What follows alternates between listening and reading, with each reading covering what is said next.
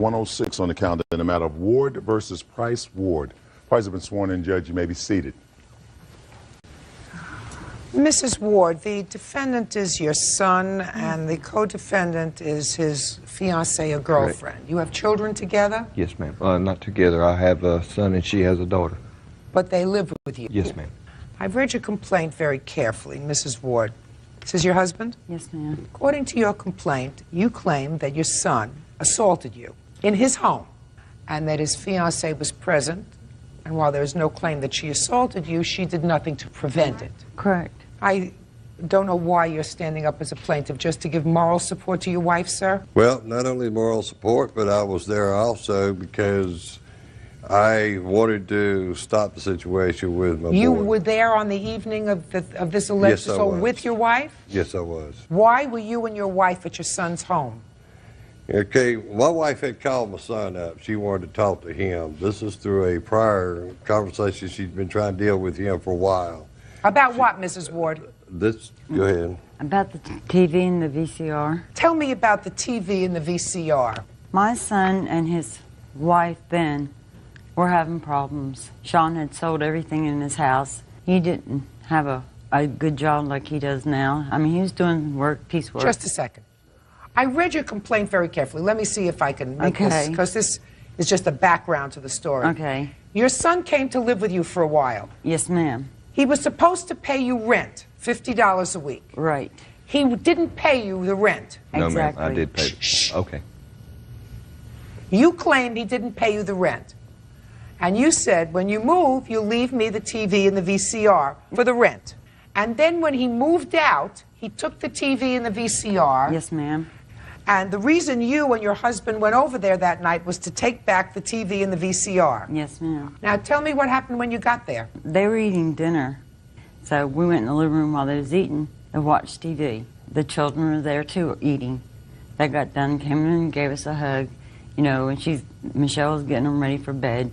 And so Sean says, well, you're here, what do you want to talk about? And I said, the TV and VCR. He said, I knew that's what it was going to be about. And he stood up. He says, I do not owe you anything, Mom, nothing, and I want you out of the house. Well, I have a book right here where I kept notes, and his signature is on it. And I said, son, I have proof. I opened the book, and that's when he stood up and got very angry at me and told me to, I don't want to tell the words he said, to get out. Get out of the house. And actually, I didn't really believe him. I meant, he's my baby son, and I believe in his Just word. a minute. So he told you to leave his house at least twice? Yes, ma'am. And then what happened? And I said, you're kidding, Sean. He said, I'm not kidding. Baba. He said some other words. And I said, then I'll go up and get it myself. I know I can't. Look at me, how much I weigh. I knew I couldn't get it myself. Where was your husband during all this time? Can I speak? I was in the living room. So you were in the living room. So your wife was going to go upstairs and take the TV and the VCR. That's what she said she was going to do anyway. That's correct. So she started up the stairs, and what happened, Mrs. Ward? Well, as she proceeded to start upstairs, first of all, I was shocked on the whole situation, the anger he threw at his mother. As I seen this anger, I just kind of looked at him and said, you know, you shouldn't talk to your mother that way because she is your mother, irregardless, you know, what she says or does. She proceeded to go upstairs. I went with her upstairs to slow her down and said, honey, I think we might as well go ahead and leave. And she says, well, I'm not going anywhere. I'm going to stay right here till he either gives me the VCR and the TV. And at that point, he says, well, I'm going to call the sheriff. She said, well, go ahead and call the sheriff. And he just got angry at that point. He says, well, the heck with it. As I was proceeding to hold her back a little bit from proceeding upstairs, then he turned around and got angry and turned around and says, well, by God, I'll get her out. Then he jerked her off the step, holding onto the steps, threw her on his back. I told him, do not hurt your mother. He says, oh, I'm going to put her out if that's the only way I can get her out. Then I heard a big old thud in the living room, and I come running in there. She had hit the floor. I don't know if he dropped her or what happened. She was really hurt, and at that time she was speechless. She was shocked, and she says, I am going on my own. You don't need to manhandle me anymore. Incorrect. So he proceeded to pick her up by the arm, straight up, head on out the door, all the way to the car, slammed her into the car. She hit her head on the door as she went in. And at that time, he just said, "This is where you're going to stay. Get out of here." So that's as far as it went. Why I didn't do anything. People says, "Well, why didn't you get a pipe and hit him over the head?" First of all, he's my son. I do love him. I love my wife both. They're trying to make a choice so quickly, and I'm not really much of a match to go jumping ahead and start doing something to my son again to his house. So there's a lot of thoughts had to go through my head. And Was your wife drinking that day? No, she was not. She had anything to drink of an alcoholic nature? Just No, make sure. she doesn't. She don't drink. She might drink a little something. It wasn't alcohol. that Okay, had so anything to do with this it. was not alcohol related. She was in total control of her senses It was drug when she induced. came to your house. Is that right? Drug-induced, not alcohol. Judge Judy continues in a moment. That was part of the deal. It showed Deal Schmiel, listen to I me. gave him a place to live, Your Honor. Big deal. He's your child. And later today, The relationship was quite expensive. He gave me a promise ring. She was constantly asking for money. He promised to marry me. I felt that I was being taken advantage of, literally. real cases, real people. Judge Judy. Donna Ward says her son, Sean Ward, assaulted her while she was visiting his home. Sean says his mother was belligerent and refused to leave. You take prescription Yes, medication? ma'am, Yes. I do. Now, you have photographs of your injuries? Yes, ma'am. I'd like to we see do. them.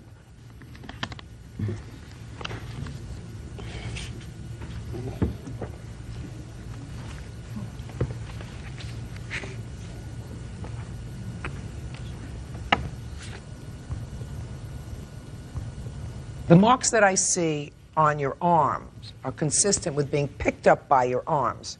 Yes, ma'am. That was your injury. Yes, ma'am. Now, I'm going to let you tell me your side of the story, Mr. Ward. Okay.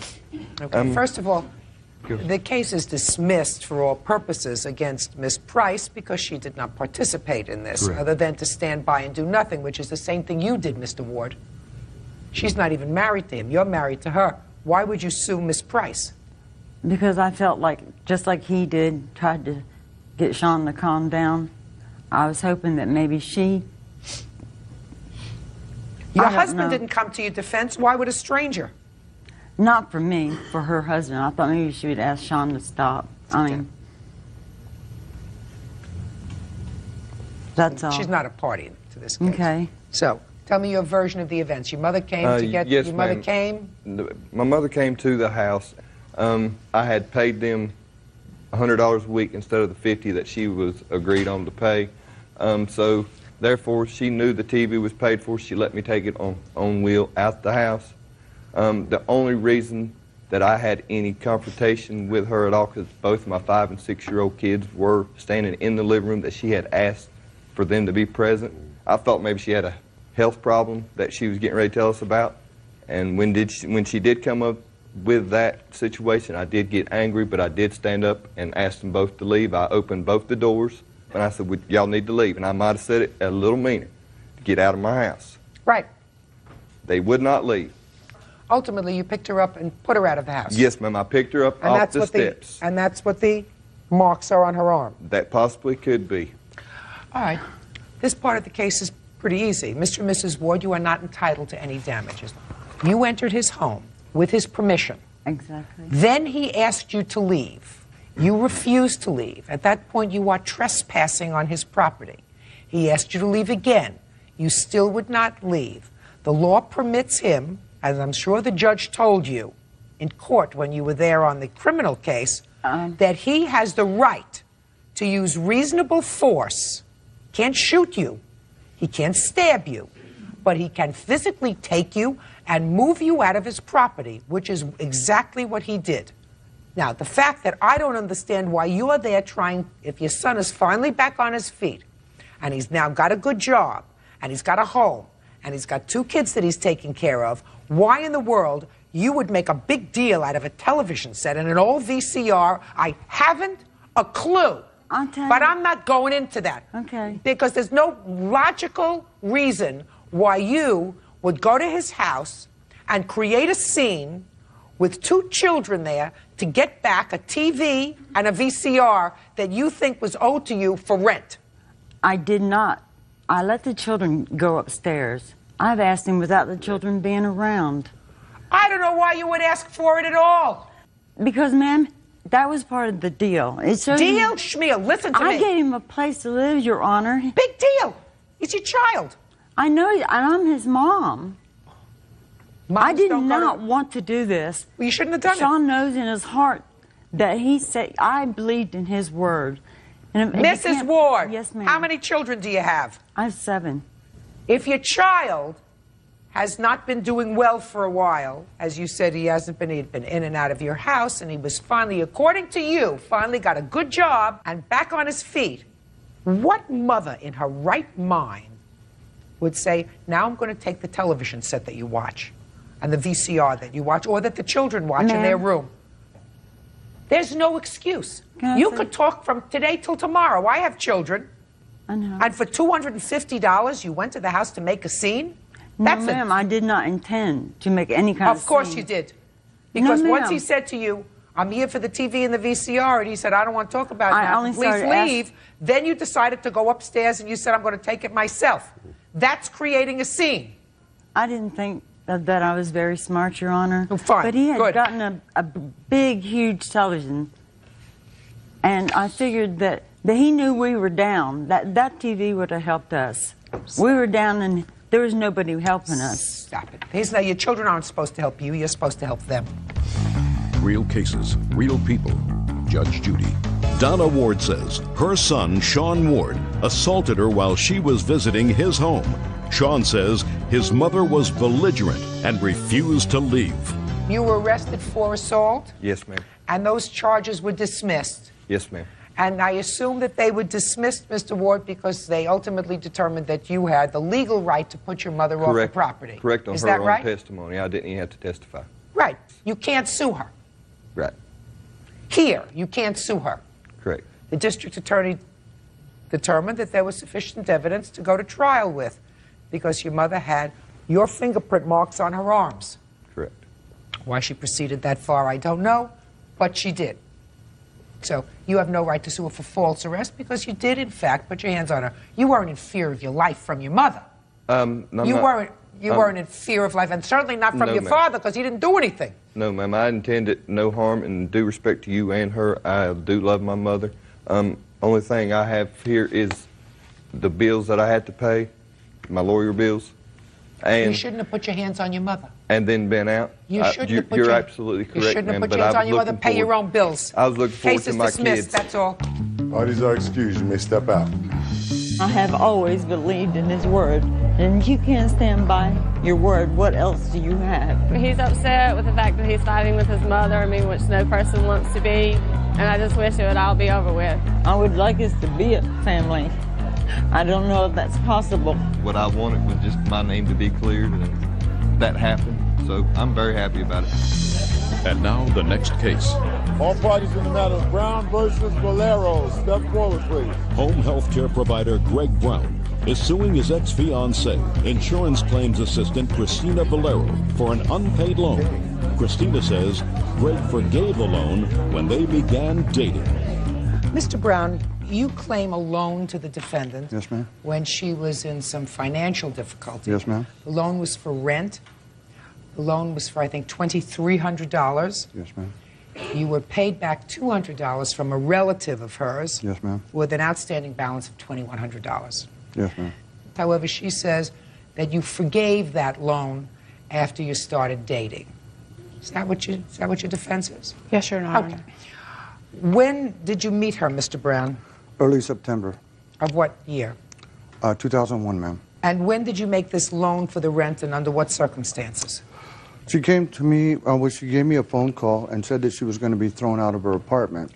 I gave her the loan under the conditions that she would sign an IOU and pay me back. Can I see it, please? I assume that's the piece of paper you have. Yes, ma'am. Your Honor, I typed that letter, and, I wasn't speaking to you. sorry. Go ahead. Well, as we persisted on our friendship, grew into a relationship, The relationship was quite expensive. She was constantly asking for money. $100 here, $100 there. I felt that I was being taken advantage of, literally. So she had told me that she was going to a dinner party with her company in Santa Rosa, and she was supposed to come back that night. When was that, sir? That was September 28th, I believe. Still during the month of September? Yes, yes. She refused to come back because she said she fell asleep in her car and was there all night. Well, I'm not exactly a fool, so I figured that she was doing something she wasn't supposed to do. At that time, I figured her irresponsibility to the relationship was not what I was looking for, so I dismissed it. So you terminated the relationship? Yes, I did. Okay, and you asked her back for the money? Yes, I did. Okay, I'll hear from you, Ms. Valero. We started as friends, and I was in a financial difficulty at that time, and he offered that he would help us. Who's us? My daughter, my sister-in-law here, my son. Go ahead. I even typed a promissory note thinking that I would, I would really pay him. And then he said, we went out to dinner and he said he's interested in me. And we started dating, and then he gave me a promise ring, which is this. All in the month of September? Yes. Go ahead, keep going. And then on my birthday, he gave me this. When's your birthday? December. Now we're jumping to December. Mm-hmm. Yeah. Well, the whole month of November, we were fine. Then we broke up for maybe 2-3 weeks because of that incident that I went out with my friends. Could you get to your defense, please? I'm really anxious. He promised to marry me. He asked me to marry him. Yes. When did he ask you to marry him? Like November. And what did you say? And I said, okay, we'll, if our relationship is going good, I'm waiting for the defense. Please. Finally, shh. Finally, all of a sudden, he told me that his mother died. I tried calling him and calling him. I'm getting weak. Would you tell me what your defense is, madam? There is no defense. He disappeared on me. Yes. And he told me that when we're together, the loan is gone. He said if the relationship gets that deeper, you don't have to pay me back the money. Yes. So it didn't get that deep. So you have to pay him back the money. What is so hard to understand? Yes, Your Honor, it got deeper because we tried looking for a house and we were talking about marriage. So? He even put away an engagement ring for me. It sounds like he was a very nice man. He's not asking you for the jewelry back. He is. No, he isn't. Not in this lawsuit. Yes, he told my sister-in-law here. He's not asking for it. Listen, this is his one shot at a lawsuit. He's not asking for the jewelry back. He knows that was a gift. That's right. He knows he can't get the jewelry back. Jewelry that looks very nice on you and I'm sure you enjoy wearing. This was a loan. And if he forgave the loan, what you do is you say, if you forgive the loan, Greg, if you forgive the loan, could I have the IOU back that I signed and I typed, and I'd like to rip it up. We'll have a ripping up IOU party. That's what you do when he forgives the loan. Meanwhile, you have to pay him back his money. Stop being a gold digger and a taker. Judgment for the plaintiff in the amount of $2,100. That's all. Now, this is case number 156 on the calendar in the matter of Gray versus Ashpole. Parties have been sworn in, Judge. You may be seated. Ma'am, have a seat. Mr. Gray, you and the defendant dated briefly while she was separated from her husband. And according to your complaint, during that time you made 2 loans to her. The first loan was for an attorney, and the second was to catch up on a mortgage payment. The defendant says you never made any loans to her, but did give her money. Is that right? Yes, it is. Now, when did you meet her? It was during bowling season. I don't know when bowling season is. About 2001. Excuse me? In the fall. Can you get any closer by, say, month? Okay, August. How's that? August of 2001. Yes. And we were just friends up at the bowling alley, sitting there talking and, joking around. Eventually, right around St. Patrick's Day. All right. We're going to have a conversation here, which means you'll talk and then I'll talk. Okay. Did you meet her at bowling? She was a waitress. I was a bowler. Yes. When did you separate from your husband? In June. So you were separated at the time that you met the plaintiff, is that right? No, we were friends when I was at work. So I knew him while I was still married, yes. But in August of 2001 is when you started to date him? No. When? May of 2001. And when did you separate from your husband? In June. Okay. Shh. When was this loan for a lawyer? Roughly August 2001. Right? July of 2001. Now I'd like you to tell me the circumstances surrounding that, sir. You're not very good at dates. Let's see if you're better at the substantive part of it. On the lawyer? She come up to me and she was having trouble and she wanted a divorce from her husband. But you were dating at that time? Yes. Go ahead. And I had a good lawyer friend that I referred her to, and he cut her a deal and gave her half of the retainer fee.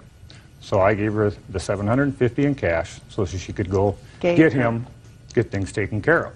And at that point, I made her understand it was still a loan to her, not a gift. How did you make that clear, sir? Just by talking and told her what I said. I want you to tell me what you said and what she said. She told me she would pay me back within a reasonable short amount of time. She said she would pay you back? Yes, she did. Now, what's your version of the lawyer story? The lawyer story is that he had this great friend that worked on his divorce case, and I needed to get this started. And he gave me the money. Now, what did you say to him and what did he say to you? Let me give you the money. Let me help you. Let me give you the money to get it. Otherwise, where are you going to be? You're not going to have an attorney. I'm sorry, I'm not looking at you. You're not going to have an attorney without any money. Let me help you. Mm-hmm. There was nothing ever about any loan. Well, why would he give any you, payback? Why would he give you that money? Why would you not expect to He wanted pay him my back? divorce. You wanted a divorce. Why? I think actually he wanted it probably more than I did. No. No. Why would you think that you should not pay him back? Because I didn't, at that particular time, I did not have the means to pay him back, and he knew that. I had told him that, and then this is also about the mortgage. Well, you didn't get to the mortgage I know. But I knew that I have 3 children. I'm not getting child support. I'm a working mom. I'm not going to give up my home. At one point, I even had 3 jobs to support my means. Okay. Now tell me about the mortgage payments, sir. Well, she was That's behind. the second loan. She was behind 3 months in her mortgage. How did you know that? She told me. Where were you when she told you that? We were probably just sitting in her bedroom. Go ahead. And she said she was 3 months behind. And she asked if I could help her out. And I said, yes, I can. But again, I loaned her the money. And I made the payments. Now we'll hear you. I have never asked him to give me money. I have never asked him to loan me money. I never asked him for anything. We might have been sitting on my bed talking, and I was venting because I was very upset. I was behind. I was not getting any help from my husband that had moved out. But I had never asked him for anything. You told him that you were 3 months behind in your mortgage payment. How did he pay the mortgage payment? Actually, I was paying bills, writing things out. On the bed? Because I had it out, right. I was paying my other bills that I could afford to pay. I could not afford to pay this. He took the statement out of my hand, picked up the phone, and made a check over the phone to pay the mortgage. And I was telling him, Is that no, right, sir? You paid please it over do the not phone? do that. I made it by Visa, yes. You made it by Visa over the phone? Yes. And I kept saying, please do not do that. Because if I would have had anything to do with this, I would have at least made him make sure that he paid the right amount. Because he didn't pay the whole thing. How much was the mortgage? $3,000. Your Honor, I would like to also say some other things that I have here. Go ahead. After my husband had left, we've never lived together, but Tim never went home. He asked me if he was getting low on his check, should he reorder some and put them in my address. I told him no, it was too soon. I did not think that this was a good idea. To go open my mailbox 2 weeks later to find a box of checks in his name only in my address. He has also bought siding to my shed that I told him to return. So? I also fixed a lot of stuff in the house. Shortly after her husband left. You cared for her. Oh, yes. I cared very much. You cared for her. Did you follow through with your divorce? It's in the works right now. What happened to the two of you? Just curious. Well, she couldn't handle my kids. My kids are very outspoken. They tell it as it is, and that's the way I raised They lie. them. Just a second. The raised. Maybe they're just rude. No, this is the way we were. We just, you know, told it as this. And she just couldn't handle the way they were. How old are your children?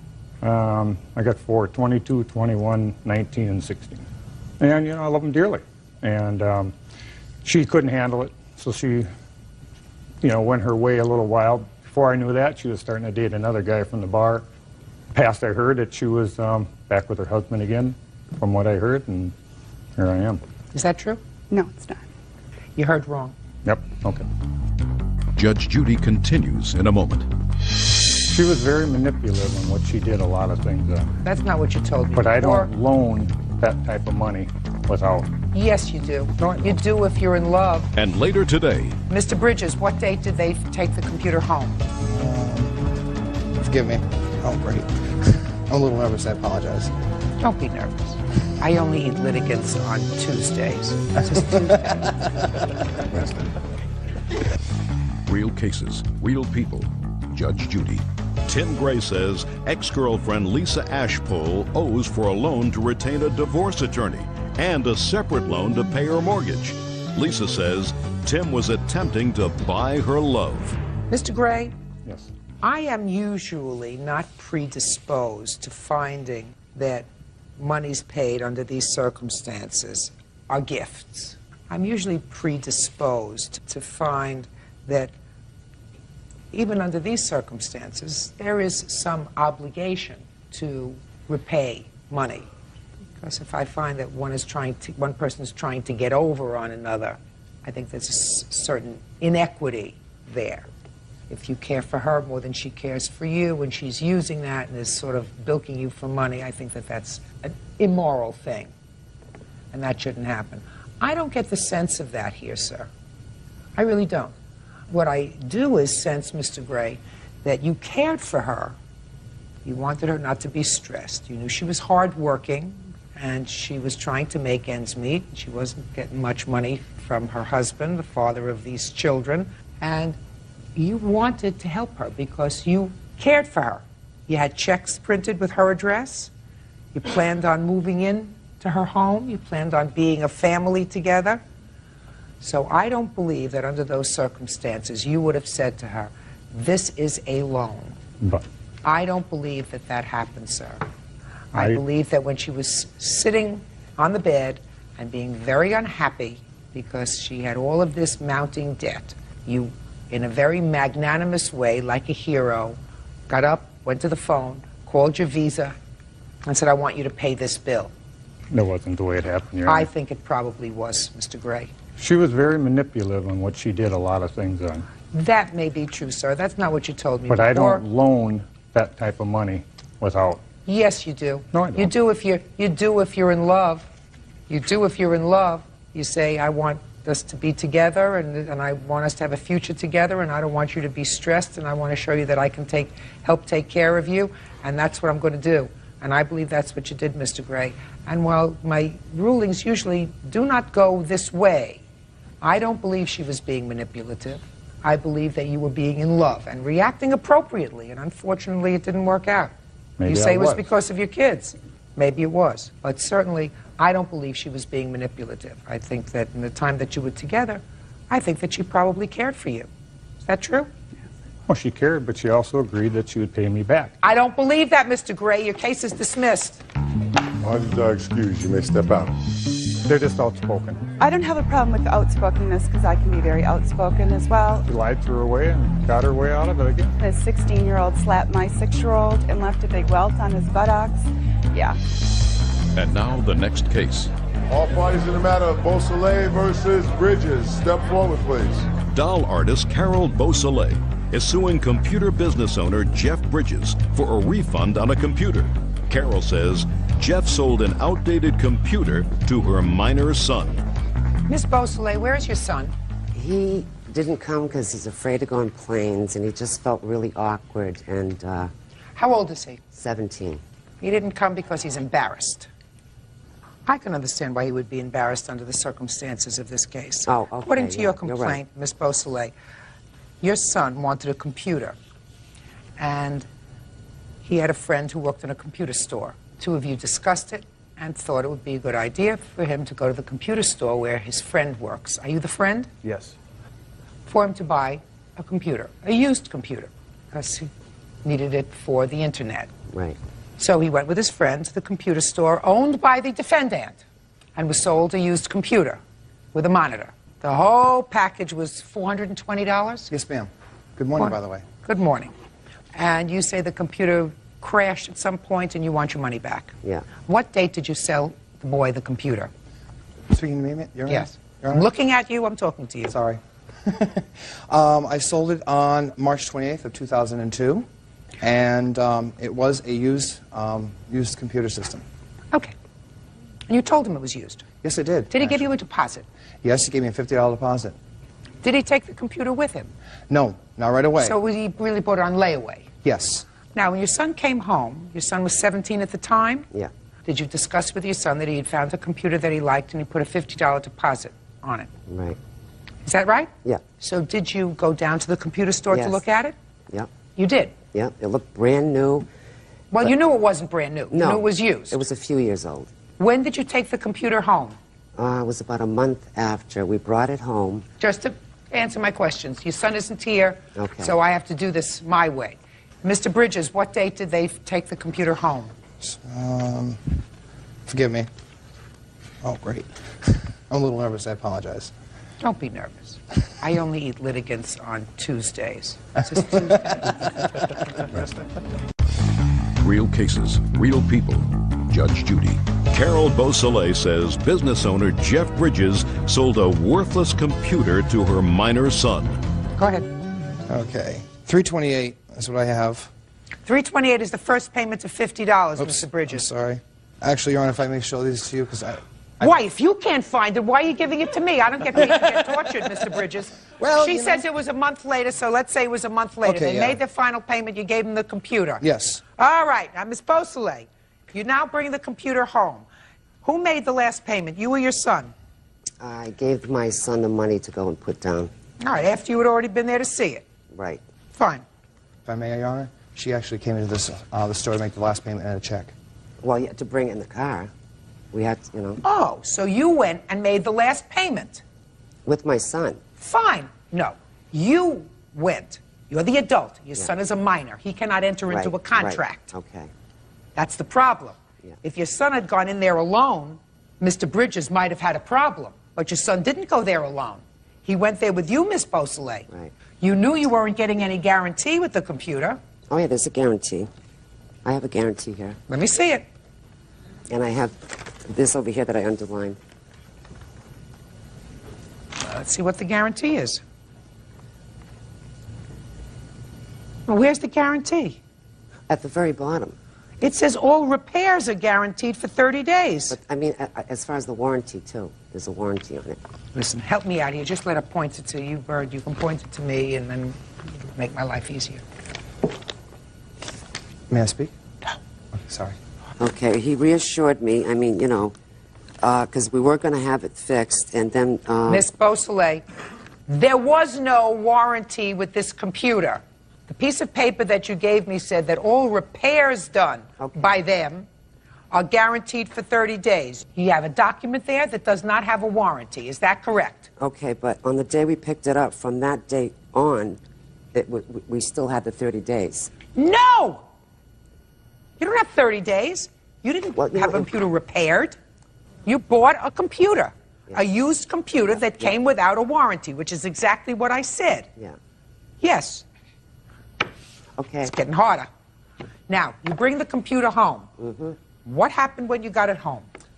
So he set everything up, the technician helped him, and then the system stated it wasn't internet ready, that he needed a lot more RAM. So that was fine. So Linus offered his assistance and added these few things for the computer. And then when I called Jeffrey... Linus? Is that your name? Yes. Good. Yeah, that's my Yes son's is all name. I need from you. So then he I- came over and he added stuff for the, Yeah, for the which was computer. nice. I mean, we Good. didn't think there was a problem with the computer. Good. We thought Next. it just needs a few RAMs. So then I called Mr. Bridges to tell him, and he says, well, you know what, Carol, the new modem, it's in the mail, it hasn't arrived yet, but you can use the one we have. But, you know, I just closed my business. He was open for a month. And I figured, well, we'll Did just have it work? Listen to me. Did it work after Linus put in the Rams or doodads or whatever it did? Did it work? It was for a day, for 2 days, for 5 days. It worked for some game procedures, but it was very slow. I don't care if it was slow or not. Yeah. It's an old thing, as my husband says. You know, when he has a computer and it's more than 6 months old, he says to me, oh, it's a dinosaur. I need a new computer. You know? Yeah. But it worked. Yeah. So what are you complaining about? Well, when I talked to DSL, they said they couldn't, that we couldn't deal with DSL. So in other words, my son couldn't go on internet. He couldn't go on the internet.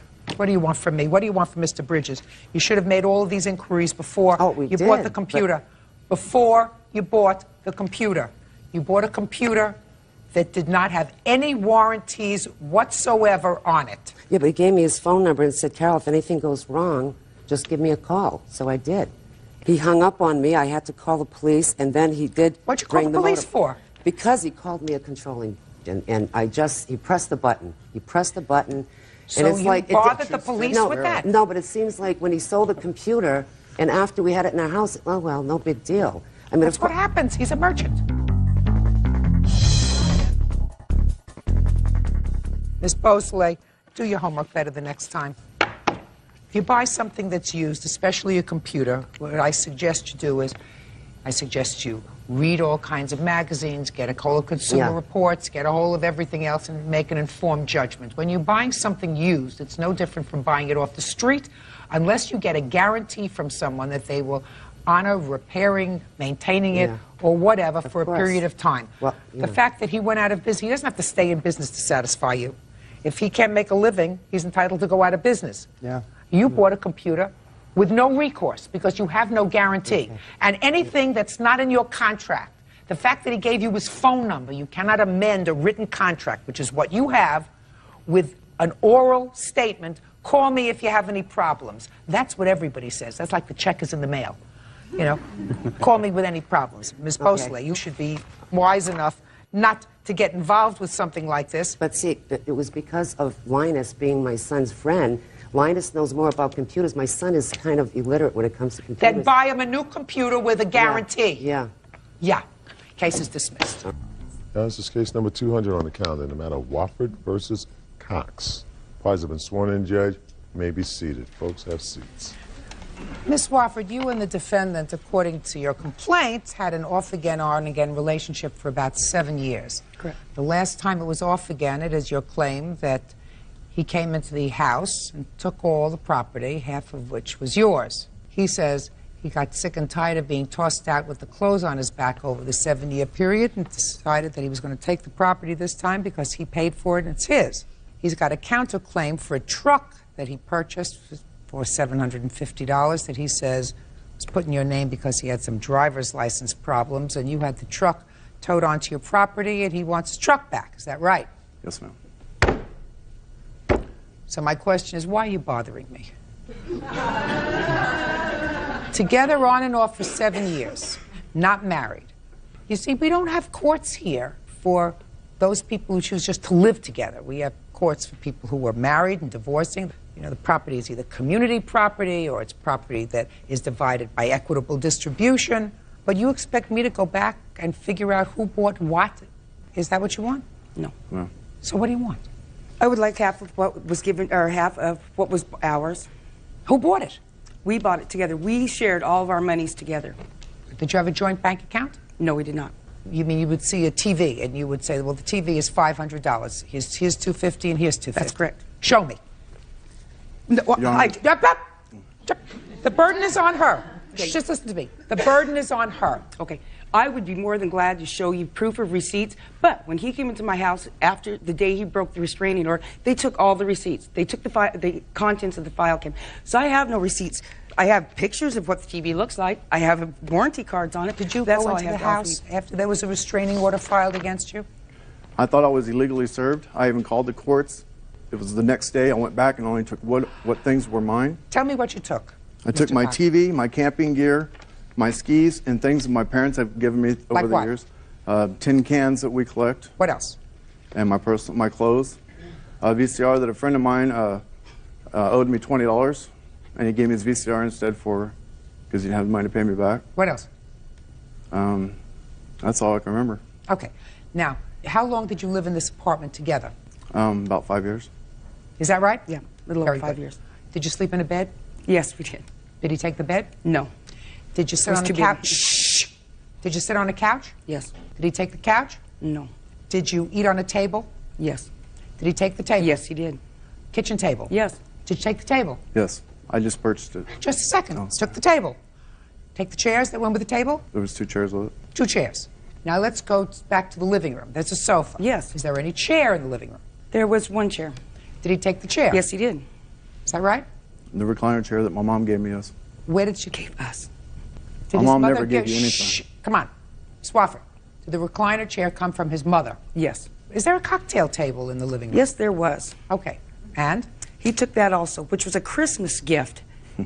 Just a second. Did you know, Mr. Cox, when I ask you what you took, you're I'm supposed to sorry. answer me, sir. I'm a little nervous, that's all. I don't care if you're nervous or not. You remembered your skis and you remember the $20 VCR. When I ask you what you took, you're supposed to tell me. How many pieces of furniture did you leave? Everything that was hers. The couch. She has another kitchen table upstairs. All the 4 chairs that go to that kitchen table. Just a minute. Is there another kitchen table in the house? Yes, there was. And did he leave it? Oh, yes, he did. Good. What else? That was hers. Oh, just a second. What else did you leave is what I want to know. Her microwave, the microwave stand. All Okay, the just a second. Was there a microwave in the house? Yes. And did he leave it? Yes. You see, what I'm trying to get at, I Ms. see. Swafford, is the following. I have absolutely no intention of wasting my time in going through a bunch of ridiculous items of property. You now have a house. Your house has a bed to sleep in, a table and chairs to eat off of, a couch to sit on, right? Yes, correct. You have a microwave, and I assume an oven. Oven, it's kind of hard to say, but you have a microwave to warm things up, and as far as I'm concerned, that's as much cooking as any natural person has to have. So you have a perfectly livable condition, and I have no intention of going through items like a table and 2 chairs. You got a table and 2 chairs, you got a table and 4 chairs. You got a couch, you took the recliner chair. Okay, may I say something? There was personal items of mine that he took. Like what? When he took his clothes out of the closet, instead of looking, he just gathered them up like this. There was a ski jacket that was bought for me from my sister. The skis that he took that were given to me by my sister. There was several clothes, my fishing pole, my tackle box, the coffee table that was built for me by my son's friend. And here's a statement from him, from the agreement that him and Ron had on it. Because I paid for it. That's why the agreements. No, that is not. Well, That maybe is- why don't you explain why we got another coffee table? Listen to me. Listen to me. I'm sorry. Now I want to go back to the truck. Yes, ma'am. Who purchased the truck? I did. We did. Ask her Just a second, just a second. Ask her who the owners were that I bought it from. She don't even know. How much did the truck cost? I paid $700 for it. Where did you get the $700 from? I made payments as I was working. Each payday, I made payments on it because I couldn't pay $700 up front. We made payments Just a on second. it. Just a second. How did you make payments on it? Because my boss. How? All out of my check. Check or cash? Cash. Now, the rest of the money, sir, went for Food. rent and gas and electric, and And I then assume that you paid those things together. We did. Is that right? My checks usually paid all the bills and stuff because my checks were bigger than her amount because at the time she was only making minimum wage. Okay. So your checks went to pay the household bills, and her checks went for what? To get through. She had a direct deposit. In the last 6-8 months, the year that we were together, her money was her money, and mine was mine. More or less, my money got through, and I had to beg her for That 5 is not true whatsoever. That That is is not. true. Everything we had together was paid 50-50. He paid half the Is it- rent. I had paid half the rent. Show me. Electricity. I have some bills to show you that. I have no. Did you pay your rent by check? No, we paid it by cash. And can we Okay, get back listen to me. Listen to me. Hey! Judge Judy continues in a moment. Can we talk about the restraining order he broke? No. Ma'am, what about the... No. And later today, This is her signature, 213. No deposit. Price the puppy, $500. No deposit. What are you, a Swiftie? I mean, No, what's ma'am, wrong that's with her you? signature, ma'am. No, it isn't. real cases, real people. Judge Judy. Diane Wofford says ex-boyfriend Ron Cox stole her belongings when he moved out of their apartment. Ron says Diane stole his truck. Do you have a car? Yes, I do. What kind of car do you have? I have the Toyota pickup and I have a Chevy. No, what kind of car do you I have? have a Chevy Cavalier that is All broken. right. Now, what year car is it? It's a 90 Chevy Cavalier. The time that the truck was purchased, were you driving the Chevy Cavalier? Yes. And what was Mr. Cox driving? He wasn't driving anything at the time because he doesn't have a driver's license. Bird, would you give me the title, please? Can we talk about the restraining order he broke? No. Okay. Can we talk about his You could talk alcoholism? about you could talk about that with your children, but I'm not interested in it. I'm just interested in getting this. Sorry. I'm just interested in right now the truck. Oh, okay. I see that this truck was purchased in two people's names. Is that right? I purchased. Is that right? It is at the time, yeah. All right. Now, Mr. Wofford, let me explain to you something, sir. While there is no equitable distribution or community property involved in people living together, when people choose stupidly to live together for 7 years or 5 years without benefit of marriage, I'm going to take the easiest way out for a court in determining who owns property. And as far as I'm concerned, this property is owned 50-50. Do you understand? You chose, for whatever reason, to put her name on the title. I made that mistake. You made a mistake. If you made a mistake, why should I have to suffer for it by extending this case any longer than I have to? Now, you paid $700 for the truck? Yes, ma'am. Is that right? Correct. Very good. Now, Miss Wofford, are you driving this pickup now? Yes, I am. What happened to your Chevy? It's broken. This So you're driving it? Yes. Is that right? Yes, correct. And do you drive it to work? Yes, I do. And I assume you want to keep it? Yes, I do. Very good. Then you will pay him on his counterclaim $350. Your claim is dismissed. On the counterclaim, I'm awarding you $350, sir. Do you understand? Yes, ma'am. Sign over the title.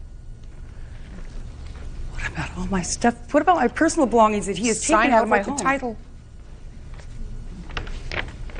Do we have a pen?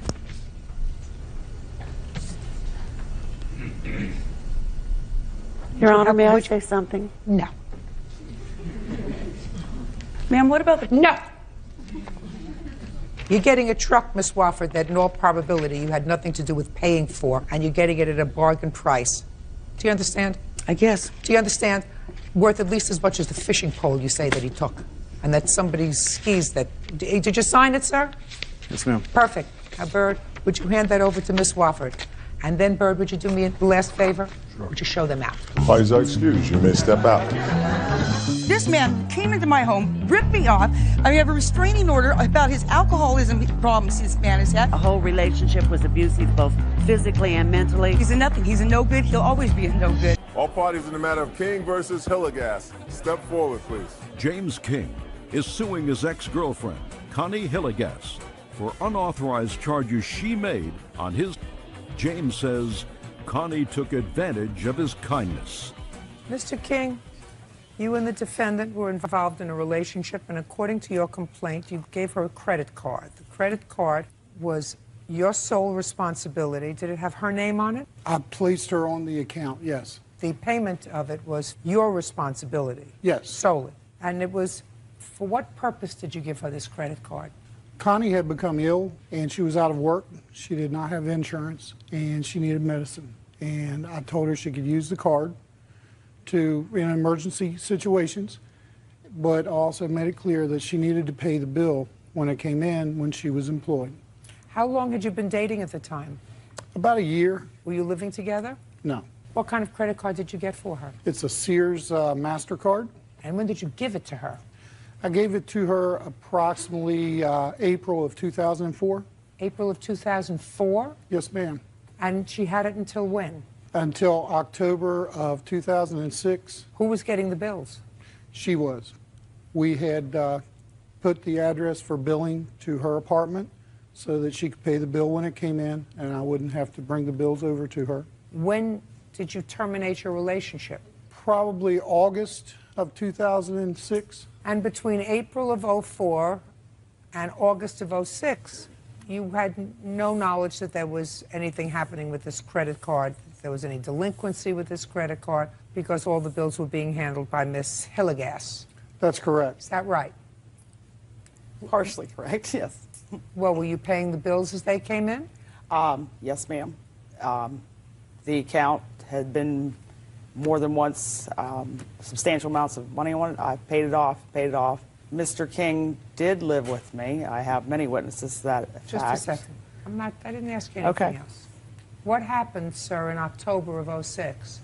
I got a call from Sears Credit Card Services. They said there were some charges on the card that were suspicious. They didn't understand. I spoke with the people there, and they explained to me that there have been balance transfers from other credit cards that were not in my name. Can I see that, please? Do you have any? Yes, ma'am, I sure do, right here. I'd like to see it. Did you transfer balances from other credit cards to his credit card? No, ma'am. As a matter of fact, in June, I actually transferred it onto my account, paid the account off in full. As far as they were normal charges that I use every month. I just asked you a question. Did you transfer any other credit card balances to this balance? No, ma'am.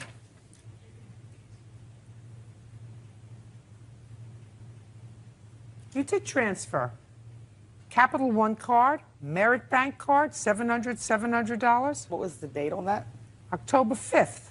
Then you had a charge of $295.52 on October 3rd. So you did transfer accounts. I also have right here a $1,500 payment that I tried to make on the account. I don't care what you tried to do. What I'm telling you is you transferred other accounts to this account. And I tried to reverse them, but Mr. King would not allow me to. And I was informed. Why did you do it to begin with? To try and get this resolved and get this account paid off. How do you attempt? In October. Listen to me. Sure. Come on. How old are you? 42. Don't try to pull wool over my eyes. I'm not. Piddle on my leg. You don't add $1,400 to the account in an attempt to pay it off. It's ridiculous. Those were How also much is bills left that he on the owed. account? $2,719.47. Okay, and you want your money? Yes, ma'am. Ball's in your court. The account numerous times went back and forth for 3 years. I paid on the account back and forth. He was living with me over 2 years. Mr. King called and told me that in no circumstances that account at any time, or he would press charges against me for fraud. I had tried to make a $1,500 balance transfer to the account. You know, I don't understand the word you just said.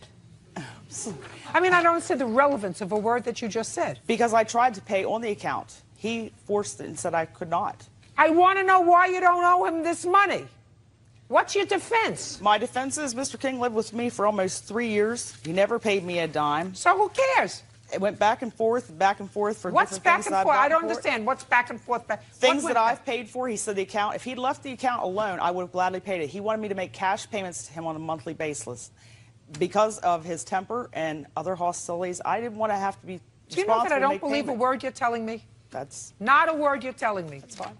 I think what happened was, who broke up with whom in August? I ended the relationship. Well, if you ended the relationship in August, then she went on a spending spree. And she was really going to get you because she transferred the other balances to this account. She was really angry with you, Mr. King. Yes, ma'am. Well, that's too bad. You know, things come, things go, back and forth. With that, you owe him $2,719. Pay him. That's all. Step out. Thank you. Parties are excused. I have no problem with that. That was easy. Well, I'm glad to get the case resolved, and I'm glad that I won. September Of? 06. According to your complaint, you believe that your son owes you for a car that you gave to him, titled in his name, but with a condition. And the condition was the car would be returned to you if and when he joined the Navy. He told me he was already signed up for the Navy in January. Right. So that was the condition that you indicated. To get him off of a motorcycle that he was riding rather recklessly. Right. And you said to him, his car, putting it in your name. When you go into the Navy, I want you to give it back. Right. Did you ever go into the Navy? No, Your Honor. Mr. Nelson, I read your whole complaint, and your whole complaint has sort of a convoluted story about certain trust that you had in your son to do the right thing. He took the car, he sold it to somebody else. then he took it back, then he sold it to another person. Bottom line is, I read your complaint very carefully, sir.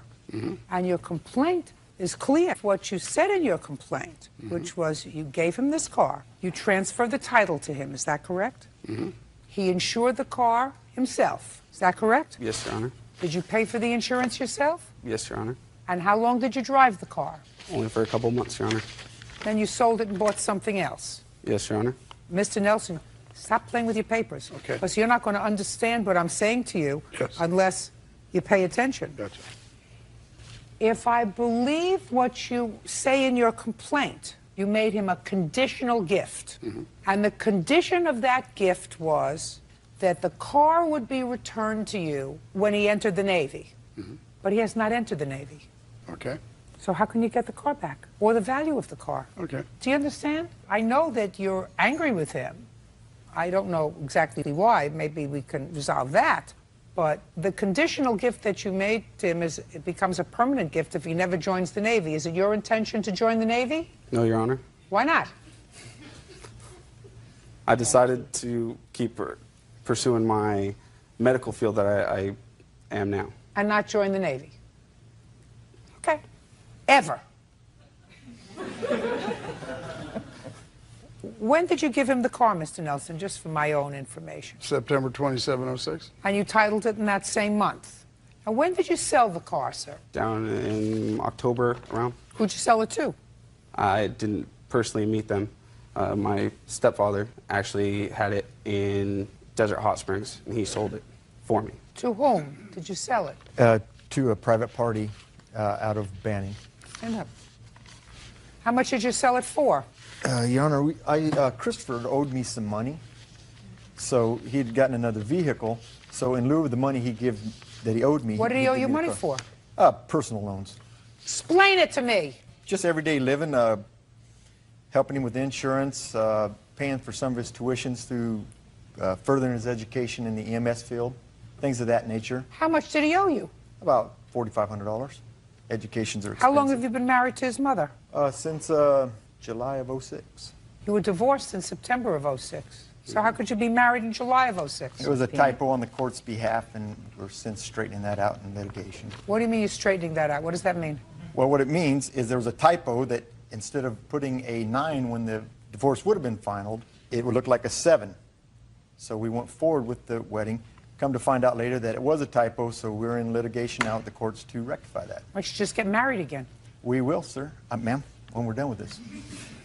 Pardon me. Mayor, enter Just a second. So let's assume he owed you $4,500 in the relatively short time that you've been together with his mother. How much did you sell the car for? That exact amount. To whom? I don't know the name of the person. I took the car to my place of employment, placed a for sale sign in it, and 5 hours later sold the car. I don't know the name of the people. I really didn't expect this. A man or a woman? It was a man for his daughter. Did you get a check or cash? I received cash. Do you know that I don't believe a word that's coming out of your mouth? I'm sorry. Do you know I'm sorry. that I don't really believe a word that's coming out of your mouth? Do you trust him? I know it was true. Well, let me tell you something. Most of what he just told me was not true. I beg to differ, Your Honor. Oh, under you this can day do that all I you just, like. You can do all you like, sir, but I understand. I just swore between God and this court to tell the truth. Quiet. I understand why Mr. Nelson is annoyed. The truth of the matter is, he made a conditional gift, and it didn't work out the way he had assumed it was work out. He certainly wasn't giving his son a car to give to you, to give you money. And so I can understand why he's annoyed. I understand why you're annoyed, sir. Get a chance, I'd like to explain. Go ahead.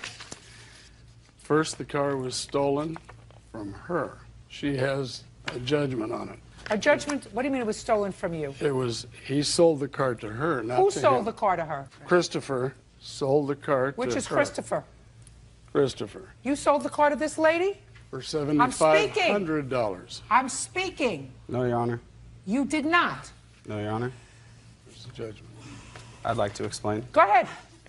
When I received the car, I heard from a friend that I believe Kelly was looking for a car around $5,000, $7,500 or so. And so me and her were talking and everything, but she only had about $2,500 to give me.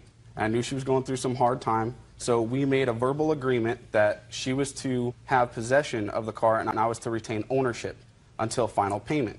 After a couple of weeks, I kept getting the same response that... How much money did she give you? She gave me $2,500 as a down payment. And then I was still waiting on $5,000 when she went down to her security lockbox at quote-unquote Pachanga.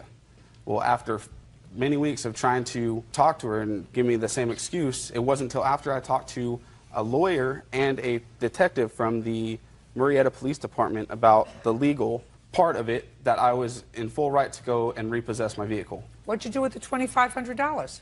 She took me to court. And what happened with it? I even told her that I would give her the back. What happened with it? I was unable to attend. What do you mean you were unable to attend? I had a class that I was already enrolled in to further my...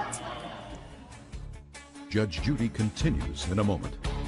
You sold it to somebody for $7,500. He sold it to somebody for $5,700. Don't you think your father could have sold it to somebody else for $5,000? And later today, I told him you get some parenting classes, you do some counseling, that and you has can nothing come to back do in. with the lease. Yes, it does. It has everything to do with Miss the Lawler, lease. has nothing to do with the lease, madam. Judge Judy. Dennis Nelson claims his adopted son, Christopher Nelson, illegally sold a Corvette he was allowing him to borrow. Go ahead. I have a witness in the back You didn't know you could appeal. For what? Christopher. who will testify To what? to whatever you want to hear. Well, I He'll don't want to testify to whatever he I will want to hear. testify to the fact that he did steal the car, he was paid in Just full. a second. Just a second. You have a judgment against him for $7,500? She has the judgment. You have a judgment against him, so there's no question. Here's the other car. A court has already ruled on that. On that one. On this one. But the other witness will testify that he did take the car. No, I got it. He said he repossessed the car, and he couldn't go to the hearing, to the court date, because he had a class. Okay. And then he took the car back, and he gave it to his stepfather, who sold it, according to him, for Here's the bill of sales on $4,500. there. Can I see the bill of sale? The ones that he can't find.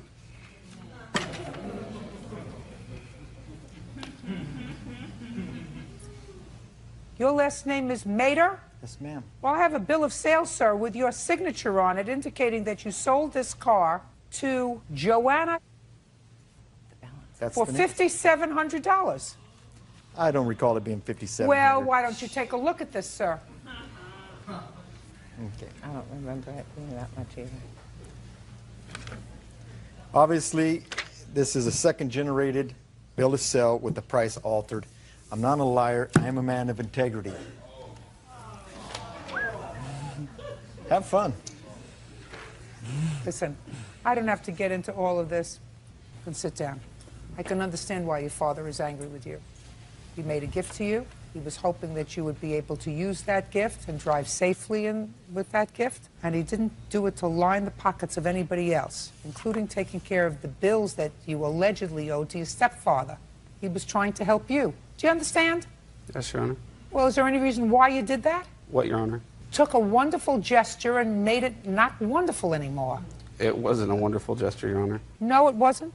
No, Your Honor. Well, let me ask you this question, sir. Do you think that your father could have sold that car to somebody else? Put your hand down. Well, you sold it to somebody for $7,500. He sold it to somebody for $5,700. Don't you think your father could have sold it to somebody else for $5,000? Yes, Your Honor. That's an answer. Instead, he gave it to you. Write it off. Mr. Nelson, legally, I can't help you because the condition was that you get it back. Is what it is. You get it back if he joined the Navy. Didn't join the Navy. He's not going to join the Navy. Unfortunate. Sometimes your best intentions are not necessarily. His words were he signed up for the Navy in January. I understand that. Okay. Okay? Thank you very much. Good The enough. case is Thank you. dismissed. That's all. You owe him an apology. That'll never happen. Parties are excused and they step out. It is what it is. Liars, cheats, and thieves. The whole family. He can't handle the fact that he has no control. The captain of the fire department is less than honest. The judge tried to attack my character, which was wrong. I was truthful as much as I could remember. He's using his position to get personal vendettas. He's jealous that I am married to his wife and basically have taken his prized possession. And that's employees. That's correct. I assume that would be this gentleman. I actually am not sure. Would that be you? No. Were you there June 24th? Yes, I am the doorman. Okay. Mr. Hamilton wasn't there. He really doesn't know what happened, but he denies, based upon, I assume, what this gentleman says, that you were, in fact, injured on that date. He doesn't deny that there was some sort of an altercation, but he says that you were not injured. What time of the evening did this incident occur? It was around 10:30. Who were you there with? I was with two of my friends from college. Either one of them here? No, they actually did not witness the incident. They were inside using the restroom. Why were you outside on line? I was waiting at the front of the line about to have my ID checked, and they were on their way back when this all went down. Tell me what happened, Miss Giovanni. I was about to have my ID checked. The next thing I remember is waking up face down with my face in the concrete. The gentleman who was standing behind me in line, who I now know to be Eric Crisp, he was not a friend of mine ahead of time. He told me that, well, he was very concerned. That's all you remember? Right. You were on line. The next thing you know, you were on the ground, face down. Yes. You were the witness? Yes. Just stand up, please, sir. Your last name is? Crisp, C-R-I-S-P. Mr. Crisp, you were on line, right behind her? I was in line with her, yes. Tell me what you observed. Well, I was actually, I was pretty much next to her. Saw some commotion going on inside the bar. Well, I'm not sure exactly if it was a bartender or not, but from what testimony was given to me, gentleman was picked up. I saw him coming at me. I just want you to tell me what you saw. Okay, I saw two men coming at me, one being picked up. I dodged out of the way. I heard a thud, and I looked back, and I saw Angie on the ground. You didn't know her before that evening? No, not at all. Did you subsequently ascertain who the people were? I did ask the doorman who that was. This gentleman. I'm not exactly sure if that was him or not. Stand I know he up, was. Sir. Your last name is? Garcia. Mr. Garcia, who were the people involved in the altercation on the 24th of June? There was a bartender. Bartender's name was? Carlson. And what did you see Mr. Carlson do? He was escorting a customer out of the bar that was How was he stealing. escorting him out? He had him by the arms and was forcing him out because he had stole a bottle, throwing him out. So he was throwing him out? Yes. And what did you observe? I heard the Look at commotion. me. I had heard the commotion, and I turned around and let the rope down to allow him to be thrown out, and he in turn bumped into the plaintiff, and she As he fell was back. throwing out this patron? Yes, and she fell back into the line, never fell onto the ground. Where did you see her, Mr. Crisp? On the ground. I was standing in front of her, so she would have fallen into me because it's a real tight quarters. It's very tight quarters. And then there was a long line, maybe of 50, 60 people. Mr. Garcia? Yes.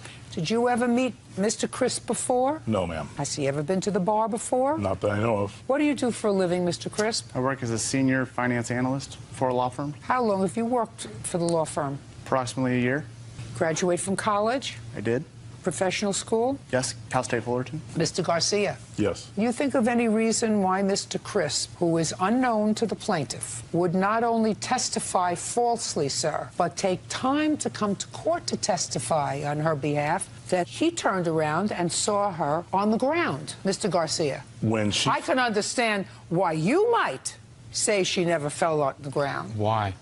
Why? Yeah, because why? he's your employee, Mr. Hamilton. That's why. I asked him I've to been there tell for me, 8 years. I've honest, never had a we problem. have insurance for... Mr. Hamilton, Yes. then I will ask you the question, sir. Okay. Mr. Crisp, let me Well, back he's a up. lawyer. Maybe Let me he's trying back to drum up business. Let me back up a second. Well, that's the most I can ridiculous thing. If you're explain. going to be a wise guy, Mr. Hamilton, I'm going to fight for the plaintiff and throw you out. So don't be a wise guy. Now, it's my job, and I've been doing it for a very long time, to test the veracity of people's statements, whether or not they are telling me the truth. And there's no question that Mr. Crisp is telling me the truth as far as these facts, that prior to June 24th, 2006, he was unknown to the plaintiff, and she unknown to him. Has she retained your law firm to sue anyone? Not at all. We're not personal injury. He has no particular... Put your hand down, unless you want to modify your statement. Yes, I do. Fine. Then modify your statement, Mr. Garcia. When she fell back into the crowd,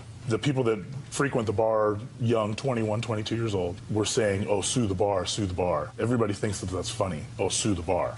And that's what everybody was saying, and I had to calm them down. I'm not talking about that, Mr. Garcia. I'm talking about her being on the ground. Okay. She wasn't on the ground, but Oh, I think she was. I absolutely think she was. there would be no way for her to fall onto the ground because everyone was so close. I can't think of a reason why Mr. Crisp would lie to me. I can't think of a reason. I've been there 8 years. I run a very, very tight ship. Well, then you, I'm very infamous then for you, being- Mr. Garcia, for have being an abrupt with absolute people. reason to tell me that you didn't see her on the ground. I saw her fall back, but not Fine. face Fine. down on the ground. You saw her fall back. Into a crowd of I'm people. speaking, and she fell back as a result of being pushed, not intentionally, I assume, but pushed by the actions of Mr. Hamilton's employee in ejecting a patron. Yes. Would that be a fair statement? Yes, that would. May I see the medical records you have, please? Would it be Mr. Hamilton's employees or Malarkey's Irish Pub's employees? It doesn't make any difference, sir. Does it? No. I mean, she's suing me personally. I am an officer of the corporation. It's owned by a corporation. I actually put both on Just the a second. original case. Did you accept service? Did you accept service, Mr. Hamilton? I was never personally served. Something was mailed to me. And Is you're that here. accepting? And you're here. Yes, I am here. And you did not have an attorney put in an answer to the court indicating that the court had no jurisdiction because the corporation wasn't served. Well, she probably just would have refiled it again, so why not get it over Then with? why Remember, raise this it gentleman now? actually said- Then why raise it now? Because Good. as additional complaint is Malarkey's, I just want to make sure that Bill Hamilton isn't responsible, because I'm not Malarkey's, I'm an individual. You are here, sir, neither you nor an attorney on behalf of a company in which I assume you are the primary shareholder? No, that's not correct. Who is? My father, How old is he? 83. When was the last time he was in the business? He retired about 8 years ago. Good. I wonder how on the 24th of June, Mr. Garcia, and I'm not talking about her complaint of a head contusion, but that the examining emergency room doctor found that she had facial abrasions. I invited her into the bar after it happened. Yes. To buy her a drink, and she walked in and came back out a few minutes later. Yes. She could have gone to another bar. Mr. How would I Garcia know that? invited me in to offer me free drinks for the night, I believe is a way to buy me off. No, it's not a way to buy you off. Judge Judy continues in a moment. It was the patron we escorted out that hit Angie. Mr. Hamilton, that's like saying that it was the bullet that hit Right, the I'm not- victim, Okay. not the gun that caused the bullet to hit the victim. And later today, And how old was he when they started to live together? Probably 19. And she was? 17. Don't do anything so stupid again, will you please? Oh, God, I know. Angelina Giovannini says bar manager Bill Hamilton should pay for her medical bills. Angelina says one of Bill's employees knocked her to the ground during a scuffle with a patron. Yes, sir. I was the one that actually recommended that Angie's friends take her to the emergency room because of the thud that I heard on the ground resulting from that. And the fact It that wasn't. It was not a simple push. It was more of a tackle, get a guy out of a bar very inappropriately in my eyes. I couldn't believe it myself. There was a 2.2 by 2 centimeter contusion on the front of her forehead, Mr. Hamilton, according to the emergency room doctor, is relayed in the diagram from the emergency room. That was never submitted to me. Well, I'm going to show it to you, sir. No, I'll believe you. All I'm saying is that was never submitted to me. Well, but I'm showing this to you. Don't you want to see it? Not really. If you say it's there, it's there. Hospital room technicians find a hematoma to the forehead. Hematoma noted on the upper right forehead. What happened to the bartender? He went inside and continued working. Is he still there? Yes. Why isn't he here today? He's a witness under your control, Mr. Hamilton. Why isn't he here today? Because Richard, I asked him to come. His Don't, I'm not speaking to you. I thought one person would be adequate. Well, but you brought then the person who, A, was not directly involved with the confrontation, and B, whose responsibility it was at the door to maintain order. Isn't that your job, sir? That is correct. How many people on the line? Maybe 50 to 60. And there was a commotion inside the bar. Yes. Is that correct? So your primary responsibility is to maintain order. Yes. Right. So I would have, Mr. Hamilton, have thought that you would have brought the person whose primary focus was what was going on at that very moment in ejecting someone and who had direct physical contact with the plaintiff, not somebody whose direction was 50 or 60 people standing on the line, a commotion inside the bar, and then something that happened outside of the bar. Just interesting to me. No, Richard works at the door. The door is a very small area. There may be 50 people in line, but he's not walking down the line normally. From my understanding, it was the patron we escorted out that hit Angie. In the process of escorting him. Well, you know, that's like saying, well, I'm not Mr. saying Hamilton, Mr. Hamilton, that's like saying that it was the bullet that hit the victim, not the gun that caused the bullet to hit the victim. This, you know, your bartender was ejecting, according to your witness, was ejecting by holding on to both arms, throwing someone out of the bar for but I would stealing. assume Richard would have had a better look at what happened. Yeah, I wouldn't have assumed anything. I would have brought them both. Okay, you have medical bills? Yes. I'd like to see them. Did you have insurance? At the time, my insurance was a little complicated. I was starting a new job, so... Did your insurance cover this? The insurance covered a small portion of it. I have the credit card statement for what I covered. Well, you can tell me. How much did you cover? $1,364.17. And since it went on my credit card, I also have copies of all the finance charges. Included in that is a collections notice that I received because Mr. Hamilton had accepted responsibility for the incident and explained to me that because of renovations he had just done to his bar, that he would be sending it to his insurance and taking care of it. At that time, I faxed all of this information to him, including the bills, and was under the impression that was in January. January of 2007? Yes, when I finally got a hold of him. It took a while to get through the bar to actually get his cell phone number. Did you receive the faxed information from her, sir? January. Well, I received a letter from her January 9th. Did you receive the faxed information, her bills, etc.? Yes, I did. What did you do with them? I have a file where I put them in. You didn't send them to your insurance company? No, I didn't. Judgment for the plaintiff in the amount of $3,000. You didn't handle this well, Mr. Hamilton. Goodbye. Thank you. Parties are excused. You may step out. When I got the medical bills was the first time I tried to contact him. I was surprised it took her 6 months. Everyone at the bar wouldn't let me through to him, basically. When she sent the letter, I wasn't available. Until I finally got his cell phone number and was able to badger him enough to get him to talk to me. Tired of getting taken advantage of every time somebody stubs a toe. I originally only asked for compensation for my medical bills. They want to sue a big company or a little company or sue somebody. The rest is for his negligence. All parties in the matter of Mimsgrave versus Gilmore. Step forward. 19-year-old Brittany Mimsgrave is suing her former friend, Samantha Gilmore, for the return of money she paid to go on a cruise. Samantha says Brittany backed out at the last minute. Miss Mimsgrave. Yes. Miss Gilmore was a friend of yours. You had been friends for a long time, according to what I read in your complaint. A group of girls decided to go on a trip. Where were you going? We were going on a Mexican cruise. For how many days? A week. And what was the cost to each girl? It was $325 each.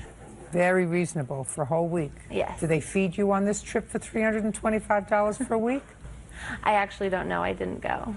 Do they feed you? Yes, they do. In any event, you paid Miss Gilmore your $325. Yes. She was making the arrangements. How old are you? I'm 19.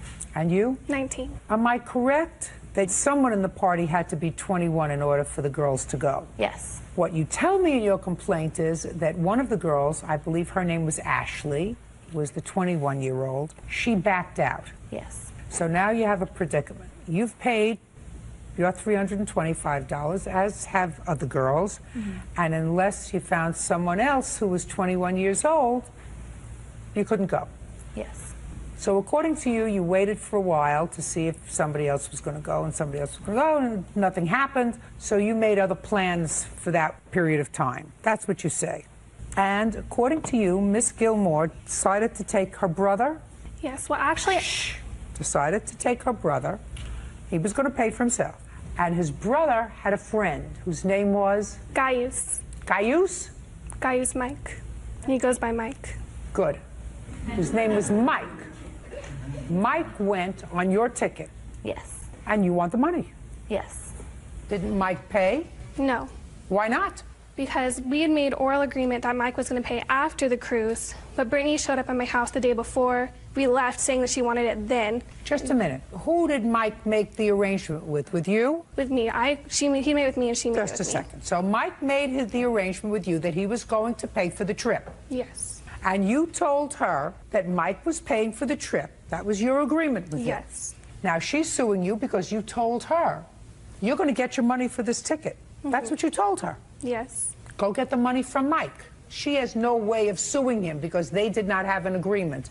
The agreement was, you have a cause of action against him if he breached that agreement and didn't give you the money. Yes, but since she had come to my house saying that she wanted the money earlier than she had expected, I figured if she felt that she needed the money before, even though he wasn't able to provide it for her, she should have called the travel agent herself and said that, because what she said was she wanted her ticket or the money. Madam, she could have done this and she would have done that, and if she did this, she wouldn't have been in that chair. She had an agreement with you. And the agreement was you were going to give her back her money because your brother and his friend were going on this trip with you. And if the friend stiffed you, sue him. He went, he had a good time. I assume he ate, right? Well, I'm sure his company wasn't that terrific that entitled him to a free ride, right? Right, Mr. Gilmore? You wouldn't give him a free ride. Ma'am, she canceled out at the very last minute. Are you following me? Your daughter made an agreement with her that she would get her money back. She has to do that. Now, since she did not gain anything herself, perhaps, unless she likes Mike, she has an absolute right to turn around and sue Mike for the cost of the ticket because he promised to pay her, and he didn't. She may have had a lot of other options. She doesn't have to exercise all those other options. She had an agreement with your daughter. Do you get it? Yes. Good. Now, you have a counterclaim for harassment and the expenses surrounding harassment. Ms. Gilmore, you want to tell me about that? Yes, when she had decided 4 days we had agreed that Mike was going to take her place.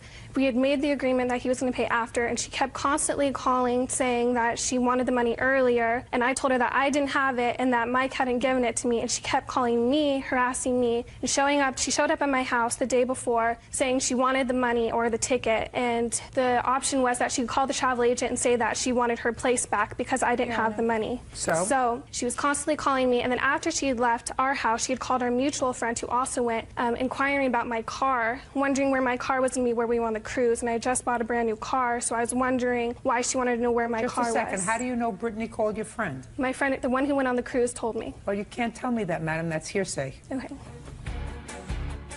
What else? So, but basically she had called me constantly, leaving me messages, called me when I was at work. That's what happens when she feels as if you were stiffing her money. That's not a cause of action for harassment. You have to give her the $325, and I suggest that you and your father, when you leave here, you go to small claims court and you sue Mike for the trip that he took, that he enjoyed, that so far he didn't pay for. Right? Right. As between the two of you, you owe her $325. Do you understand? Yes. Good. Goodbye. Parties are excused. You may step out. She is getting the money, but hopefully she'll understand that it's from Mike. I think it's very unfortunate that it had to end like this. And not me, and that it wasn't worth the friendship, and it wasn't worth going to court over. I mean, if someone's going to try and ruin a friendship over... Parties, and there were complaints on at least 4 occasions, and ultimately they were either going to terminate her proprietary lease on the condo unless she got rid of your daughter, but you moved out. Yes. Your father gave her an extra month's rent and said goodbye. Unfortunately, because of your actions, Miss Irani was charged money for violating the noise ordinances of the condo. She tried to fight them. Your tenancy ended up costing her how much? Okay, I paid $942.50 for my attorney, and then there is a paper for all the details of all the charges, which is $4,921. Okay, Miss Irani had to pay as a result of dog fines, police being called to the house for loud noises and parties, because you, Mr. Ottenstreier, had full confidence in your daughter's ability to live on her own, act responsibly, and you were wrong. Your defense is, that wasn't in my contract. Correct. Convince me better, sir. Well, in the contract itself, there is no statement of the $400 fine for police calls. There is a part that says about noise, that type of thing. That's not specified in there. What does it say about noise? That you're not allowed to make noise? Well, it says be quiet in the hall and this type of thing. Keep your stereos down. And then it says see attachment. There's no attachment. Did you ask about the attachment? No. What do you do for a living? Optometrist. Do you have your own business? Yes. Do you rent space, or do you own the building where you have your... Now we rent. When you signed a lease, did you have a lawyer? Yes. So you do know about lawyers. Yes. And if something says see attachment and there's no attachment, what do you do? Well, to me, it's void. I mean, if it's not in there. I didn't I'm not ask you signed. what it means. Oh. I said, what do you do when it says see attached? You say, where is the attachment? I looked for attachment, didn't see it. So why didn't you call her? I assumed that she wasn't concerned about it, I guess. She I'm didn't put it in the concerned contract. about it. Yeah. What's next, Mr. Rottenstreier? Well, the next thing is that we renewed the lease. At the renewal of the lease, she never said anything about us owing money, and there were 3 police calls before that. When did you renew the lease? On 6/20/06, a year after, and there were 3 police calls before that. Let me ask you a question. Had you been contacted about those 3 police calls? I still have never received a bill. Did your daughter tell you that there were 3 police calls? She called me each time after the police were called. That's not my question. I said, did your daughter tell you about the 3 police calls? Yes. What did she tell you? Told me that she had a party and that there were police calls. The police were called and they ticketed her. What did you say to her? Don't have any more parties. Quit having the parties. Just a second. Did you say to her after the first time, don't have any more parties? Sure. Did you say it to her after the second time? Sure. Did you say it to her after the third time? Yes. And when you renewed the lease, did you co-sign the lease despite the fact that she had disobeyed your instructions? Yes. Now it would seem to me, Mr. Ottenstreier, that you would not be as trusting and as confident in your daughter to do the right thing. So why would you co-sign the lease for her? Well, there have been 6 months went by with no police calls, and you hope your child is going to take the right road. They make mistakes, but you keep hoping they're going to make the right choice. And what about the dog, sir? The dog was there temporarily. It was a friend's dog that stayed there. She didn't have it as a pet. The dog was there about 3 weeks, not even. Temporarily is not 3 weeks. Temporarily is when somebody comes over to visit you and they bring their dog. Why should she be out all this money? If I have to make a judgment as to who's got to be out this $5,000, who do you think it's going to be? The person who made the noise or the person who had to pay the fines? Well, we do have papers that say that she's responsible for, well... For any fines that are charged to the tenants that she's responsible for. Of course, as between she and the condo association, she's responsible. So that's I'm speaking. The condo association doesn't want to have to go looking for you. I mean, I can't believe that you actually are a professional man. The condo says, as between you, owner, and the board, you, owner, are responsible for the fines. That doesn't prevent her from going after you because you're the one that made the noise. You're the one that brought the dogs in, something that you knew. You knew it when you signed the lease the second time. You knew she had violated the rules. Could have said to her at that time, listen, you violated my trust. You come home. Come home. I'm not co-signing for you. You didn't listen to me the first time. You didn't listen to me the second time. Unless you didn't want her home, sir, because she created too much trouble at home, which is another problem. Doesn't Judy, when she knew taking responsibility, should have told us at that time that there were fines at that point? They probably didn't come after her for those fines until after she left. Yes, they did. Before she renewed the lease? Yes. When did you renew the lease, sir? 6/20/06. Actually, it's July 2007. And when were you first notified of any fine? Because clearly, if you were notified of fines before you renewed the lease, I am not considering any fines before you renewed the lease. Afterwards, maybe. But then you're on notice. Judge Judy continues in a moment.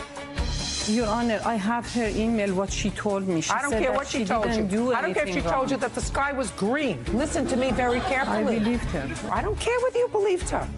And later today, This is all getting too unseemly for me. Mr. Lanza, you've had possibly... Real People, Judge Judy. Gidi Irani claims former tenant Holly Ottenstreier threw wild parties in her rental condo. She is suing for association fines and legal fees. Okay, now when were you notified of the fines? Actually, after she had the police call, they sent me a letter and I discussed it with her. I said, there is fine, you cannot go on living like this. When did you have this conversation with her? Before After the first call, after the first police call. Well, the first police call was in 2005. Yes. When were you notified by the condo association of the fines, is my question. Maybe in a month or so. Month after 2005? Yes. Well, then you should not have renewed her lease. Your Honor, she was telling me that the neighbors are bothering her. The property manager who was telling me that she had loud noise, he was fired, Ms. and I Irani. did not have the police reports. As soon as I had the police report, I talked to her father. Ms. Irani, how much were you renting the apartment to her for? $550 and then $640 later on because she asked for the carpet to be changed. All of these things were done prior to you executing a new lease. You said July of 2006 is when you entered into a new lease, and there was nothing after that. Because she was out in September. No, listen to me very carefully. You have a police call August of 05, another one August of 05. There are dog fines in October of 05. There's another dog fine in November of 05. I don't know what this means, non-eviction. What does that mean? Because they were asking me to ask her to leave, and she was saying that they are so unfair to her. Oh, no. That's your problem, Miss Irani. I'm sorry, I was very heavy on them, and rightly so. But you're a grown-up. You should not have renewed their lease. Your Honor, I have 2 teenagers that I fully trust. I believed her, and I did not believe the property manager. I would have brought eviction proceedings against her immediately. Immediately. They asked you to evict her in October of 2005. But, Your Honor, and instead of evicting her, you renewed a lease in July. Your Honor, I have her email, what she told me. She I don't said care that what she told didn't you. do I don't care if she anything told you wrong. that the sky was green. Listen to me very carefully. I believed her. I don't care whether you believed her. It's not relevant to me. It's not relevant whether you believed her. You were told by your condo association to evict her in 2005. Instead of evicting her, what you did was you renewed her lease in 2006. But, Your Honor, they never provided any evidence, anything. They don't have to provide you with evidence, madam. I asked for. They don't have to provide you with evidence. She's not going to pay you because it was your responsibility to evict her, not to sign on a new lease. There are other people that live there. They were forced to live with her, making a lot of noise and having a dog when they weren't supposed to. They asked you to evict her. You're the owner of the condo, and you said, no, I'm not going to do it. Your Honor, I called her parents and I told her mother about the dog. And she said she's just doing it for 1 weekend and it's going to be gone. She told me that the police came because there was an ambulance. She was not feeling good. She was not doing that. Listen, they came 5 times. She was a very sick girl. It's your problem and it's your fault. You should never, never have renewed the lease with them. Never. Your Honor, I received the police report in August, and I talked to her parents right away after I saw the police report. I made an appointment with them. I saw them, and I said, this is how You should have evicted her, and you didn't. You should have Because I believed her. Well, that's your problem, madam. I believe that you believed her. I believe that you also like the rent. Your case is dismissed. That's all. Parties are excused. You may step out. I didn't think that she was lying, but I guess I learned my lesson. I feel sorry for Judy because she did trust my daughter. She had underage drinking. She had marijuana in the home. One of my friends was caught with marijuana in my apartment, and I should have known that he had it, but I didn't. I trusted her. One of the tickets was for me and 2 friends that were sitting on the couch talking, and the police gave me a ticket for that. I'll be more careful with younger people. They got to go out in the world sometime, and they don't always make the right choices, but you trust them and you hope. And now the next case. All parties in the matter of Benavente versus Lanza, step forward, please. 21-year-old Monique Benavente is suing the father of her child, 24-year-old Carlos Lanza, for 2 truck payments. Carlos says Monique offered to help him out. How old are you, Miss Benavente? 21. How old are you, Mr. Lanza? 24. 2 of you have a child together. Correct. How old is that child? 5 months, 2 weeks. Is that your only child? Yes, ma'am. What about you, Mr. Lanza? Yes. Your only child? Excuse me? What? He told me he had another son. You have another child? No, ma'am. Did you ever tell you had another child? I did. Why? I thought I had a child with the girl that pregnancy test never came back and said it was mine. So it wasn't, shouldn't have told her something like that because it wasn't irrelevant. That's not what he told me. This is all getting too unseemly for me. Mr. Lanza, you're 24 years old. Yes, ma'am. You've had maybe 1, possibly 2 out-of-wedlock children. That's enough. He also told me that he was 27. Well, he gets confused. In any event, you should have been smart enough to use some birth control so that we wouldn't be here involved. And who is this lady? My mother. How many children in your family? There's 4 altogether. Are you the oldest, the youngest, or in the middle? In the middle. All the other children live home? No, ma'am. You think your mother signed on to take care of a new baby? No. You live at home? Yes, ma'am. Look at it this way. It might keep you young. Then again, it might not. In addition to making a mistake of having a child with him, you gave him 2 truck payments because he was behind in his truck payments, a truck that is in his mother's name. In your mother's name? Yes, ma'am. You're very polite. Did you ask her so politely when you needed the truck payments? I got behind. The work was slow, and she was getting a check from her settlement from a car accident she was in a couple years ago, and it was our only vehicle that we had at the time. That's And not true. I was driving her everywhere, from San Jose to Modesto to her doctor appointments, you know, shopping, all that stuff. And I Where had were you fallen living? behind. Excuse me? Where were you living? San Jose. With her? Yes. Just the 2 of you? No, we were in a cousin's house. Whose cousin? My cousin. And? And after that, we moved in with my dad because I was working with him, general contractor. And, you know, work was too slow. Yeah, she offered to help me pay the truck payments. That way we wouldn't lose. I wasn't working at the time because her back and being pregnant, she couldn't be at a salon for 8-10 hours, you know. That's not true. Don't interrupt him again. How long did you live together where you supported her? Maybe 9 months. How long did you live together when you were not working, Miss Benavente? Around 9 months, off and on. And he was supporting you? No, ma'am. I worked, I did hair, and I paid some of our bills. I paid for a lot of our food, and I did support him in finding a job, paying his gas money that he would use for other things that I found out later. And what did he pay for? He paid for some of what I just said. He paid for some of the food, some of the Macy's What bills. did you pay for, Mr. Lanza? Actually, I got her the phone. It was a T-Mobile phone. I was paying the monthly payments. You know, I bought her food, I bought her clothes, I bought her shoes. Anything she needed, I got it. You know, when I was working in a contract, I would actually leave work. Doesn't anybody pay rent? Yeah, I was paying rent, of course. I was paying. Where were you paying the rent? I was paying my cousin $500 a month. Is that right? No, we got kicked out of his cousin's because he wasn't paying rent. I did pay. The whole situation was that we were there for almost 4 months. On the 3rd month, I spoke to my cousin, look, man, my work has slowed down. I could give you $250 now and then $250 towards the end of the month. He said, well, you know what? You know, I'm behind too. I just lost my job, you know, so you're going to have to do something. I said, well, I don't want to owe you money. So I told him, you know what? We could just leave. I'll just go and... I got it. Now, Ms. Benavente, why don't you tell me how it came about that you made these 2 truck payments? You were pregnant. I was pregnant. And you only had 1 car at the time. No, that's not true. Oh, yes, it is. Okay, fine. And you had 1 car at the time. And he was driving you to and from your medical appointments? Sometimes. Listen, unless you're stuck in his cousin's house or in his father's house, then wherever you had to go, somebody was taking you. I was stuck there. My mom would pick me up. He would drop me off at my mom's house, and she would take me to my appointments, and Fine. sometimes he would meet us So he would there. drop you off at your mother's house. I mean, first you lied to me and said to me that you had 2 cars. Now you're telling me that he would drop you off at your mother's house so she could take you to the appointments. Let me hear about the 2 truck payments, Miss Benavente. Okay, so he couldn't hold a job, and he asked me to borrow them. He agreed to pay me back, and I believed him. No.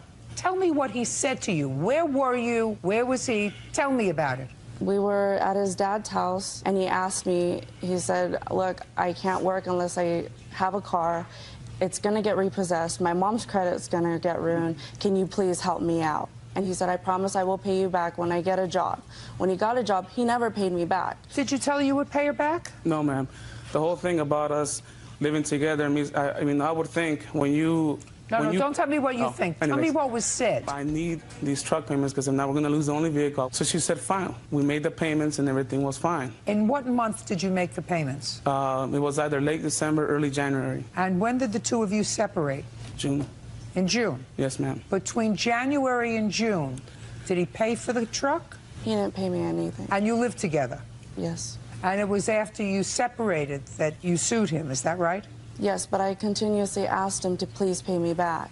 You were living together as a couple, madam, at the time that he made these 2 truck payments. He was paying rent, he was paying bills, and I assume that you were working marginally before your baby was born, if at all, at least in the last 3 months. Somebody had to support you. Somebody had to be paying the bills. That was not you, and it was not your mother. And I'm quick to note that you and the defendant were not living with your mother, but you were living with the defendant in his cousin's house or in his father's house. Put your hand down. You weren't there. And it doesn't make sense to me that living in that kind of situation, expecting a baby, and living as a couple, he would say to you, could you loan me this money and I will pay you back, when he was in fact supporting you. The case is dismissed, that's all.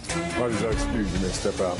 Judge Judy continues in a moment. He was cheating on me, and he's piggy bank about $300 to $500. I put money in that piggy bank. I walked in on him stealing it. His hands were like this.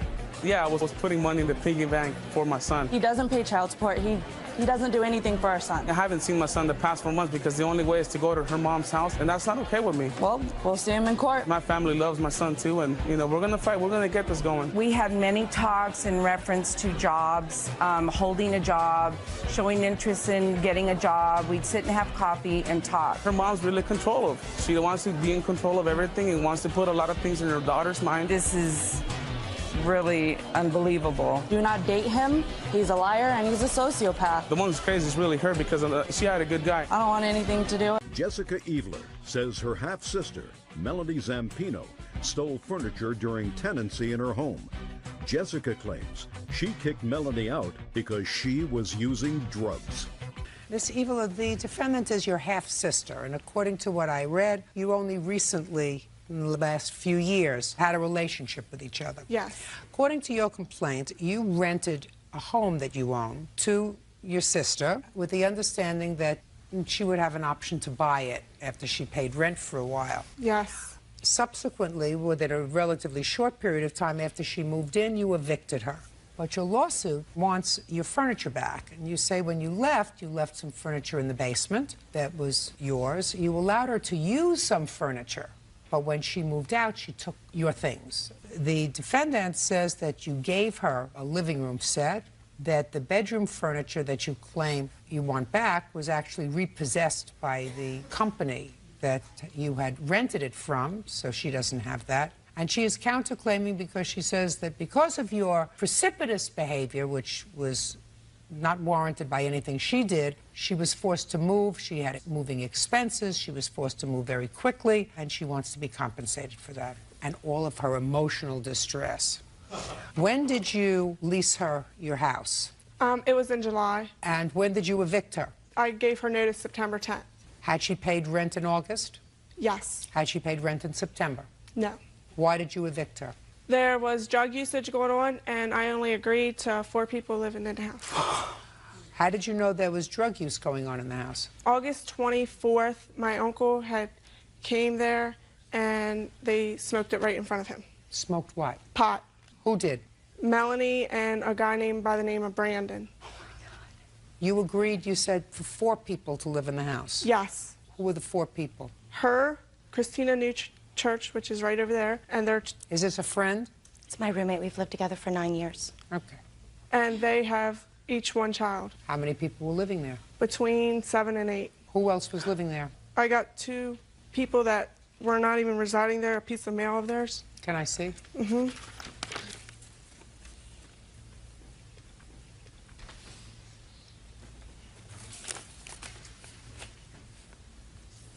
Who's Brandon? My cousin. He did not live there. He stayed there occasionally during the week because Christina works 3rd shift, and he tended the kids. I did pay him. Where did he live otherwise? He lived with his father. Was Joseph? My husband. Some of my utilities were in his name. My husband and I have been separated for... Tell me about the furniture. We did have a verbal agreement about the living room set. If she purchased the home, it would be added in with the cost of the house. However, she didn't buy the house, so the furniture didn't come with the house. And I did try to call her. Go ahead.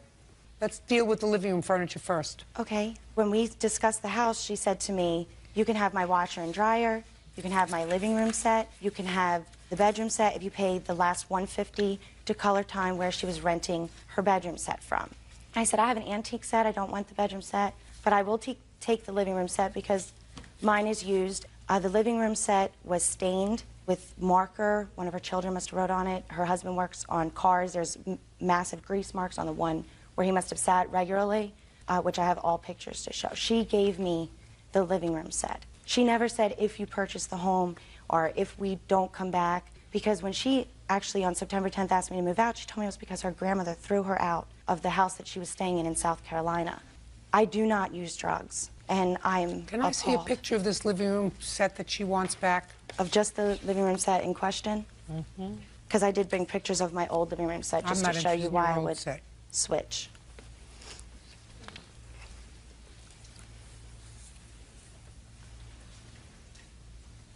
You're talking about the sofas and the end tables as well? And the coffee table.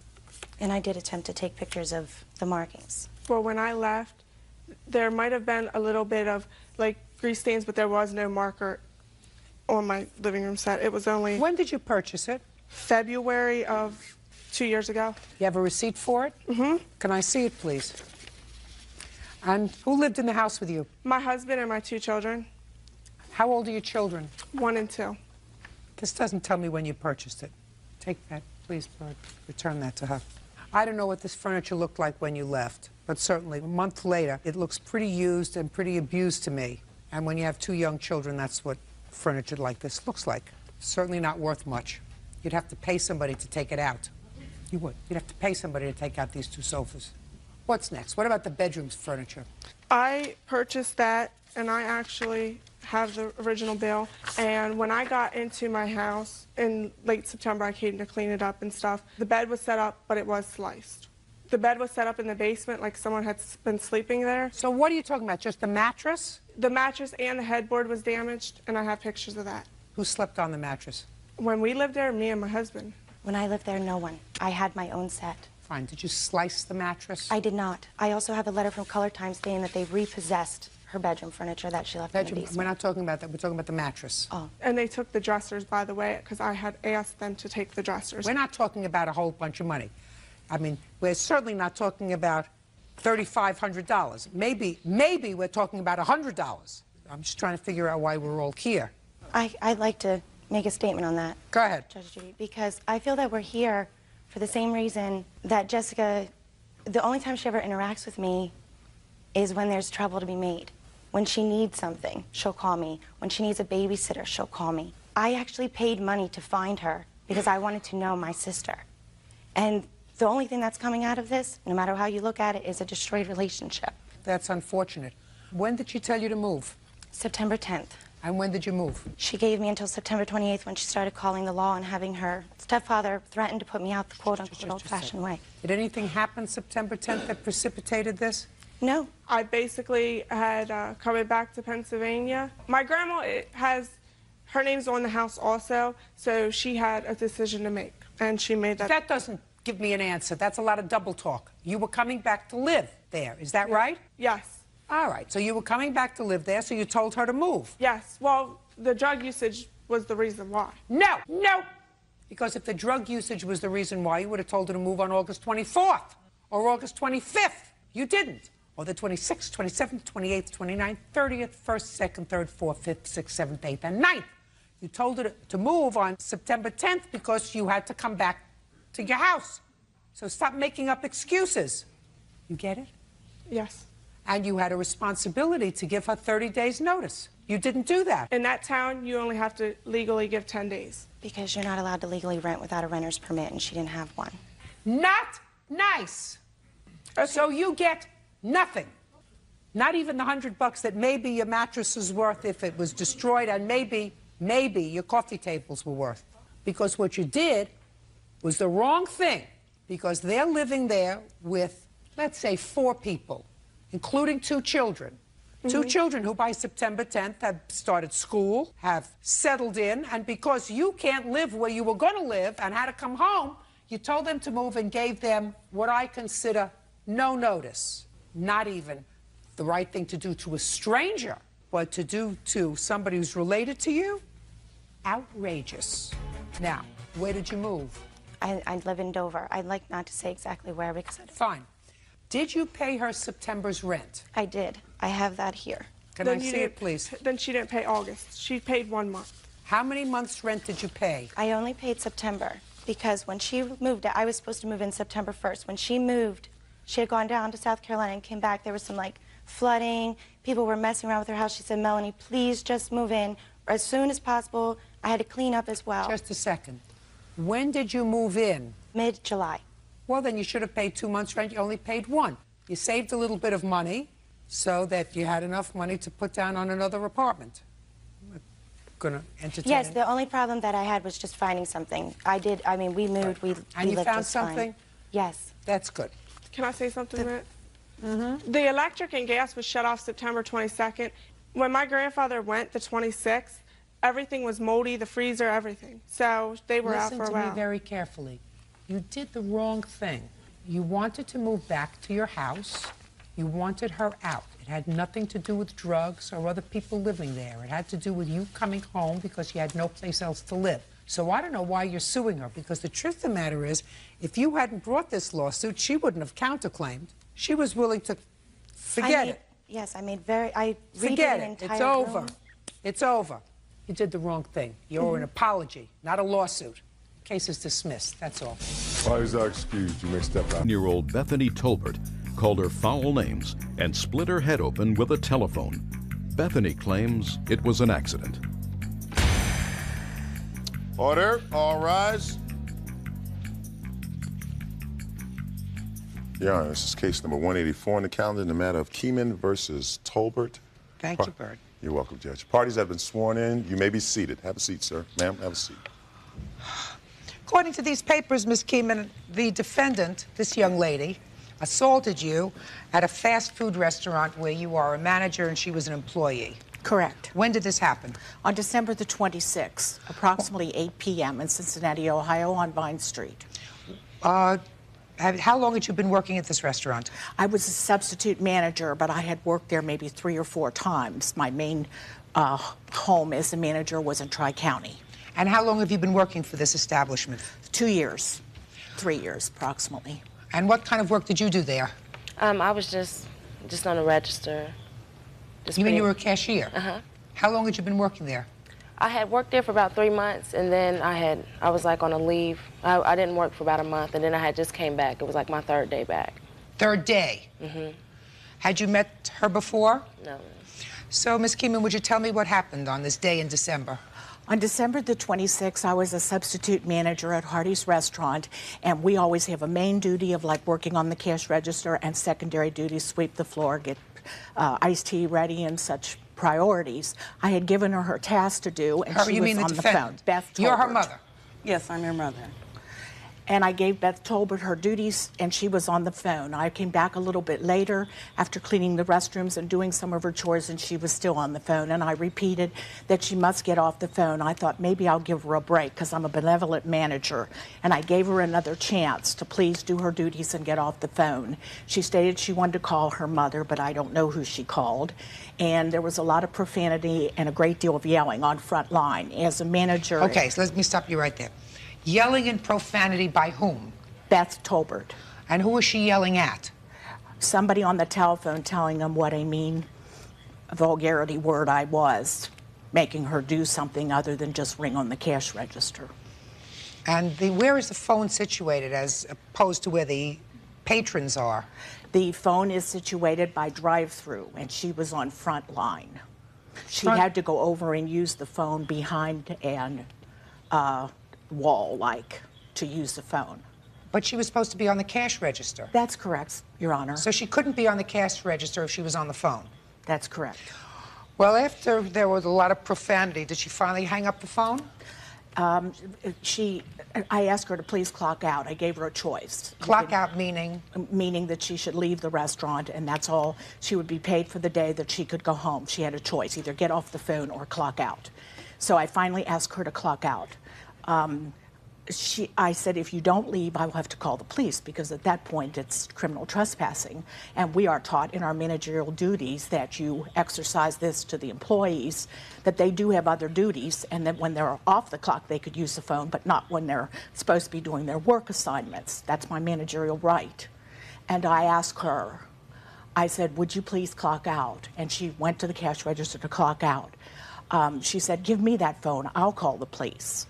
And I had it up to my ear and was ready to call the police. And I faked it the first time, hoping she'd shape up and quit the profanity. What and do you that mean would be faked the end. it? I called the police, but I didn't get to talk to anybody. because one of the employees unplugged the receiver and I was talking to no one. So, and by that time she said, give me the phone, I will call the police. And I saw her heave back with the receiver of the phone and I ducked. But unfortunately, I did not duck far enough. And I was hit with the phone up here. I didn't want to get it in the eye and I saw it coming. And there was blood all over in my... Right in the front of your head? Yes, see the scar. Could you step up, please? My eyes aren't as good as they used to be. Likewise.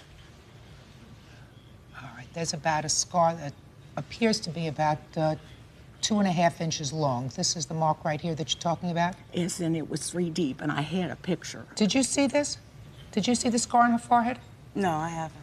Well, would you step back, Bird? Would you accompany the plaintiff and let the defendant and her mother look at that scar? Step over here.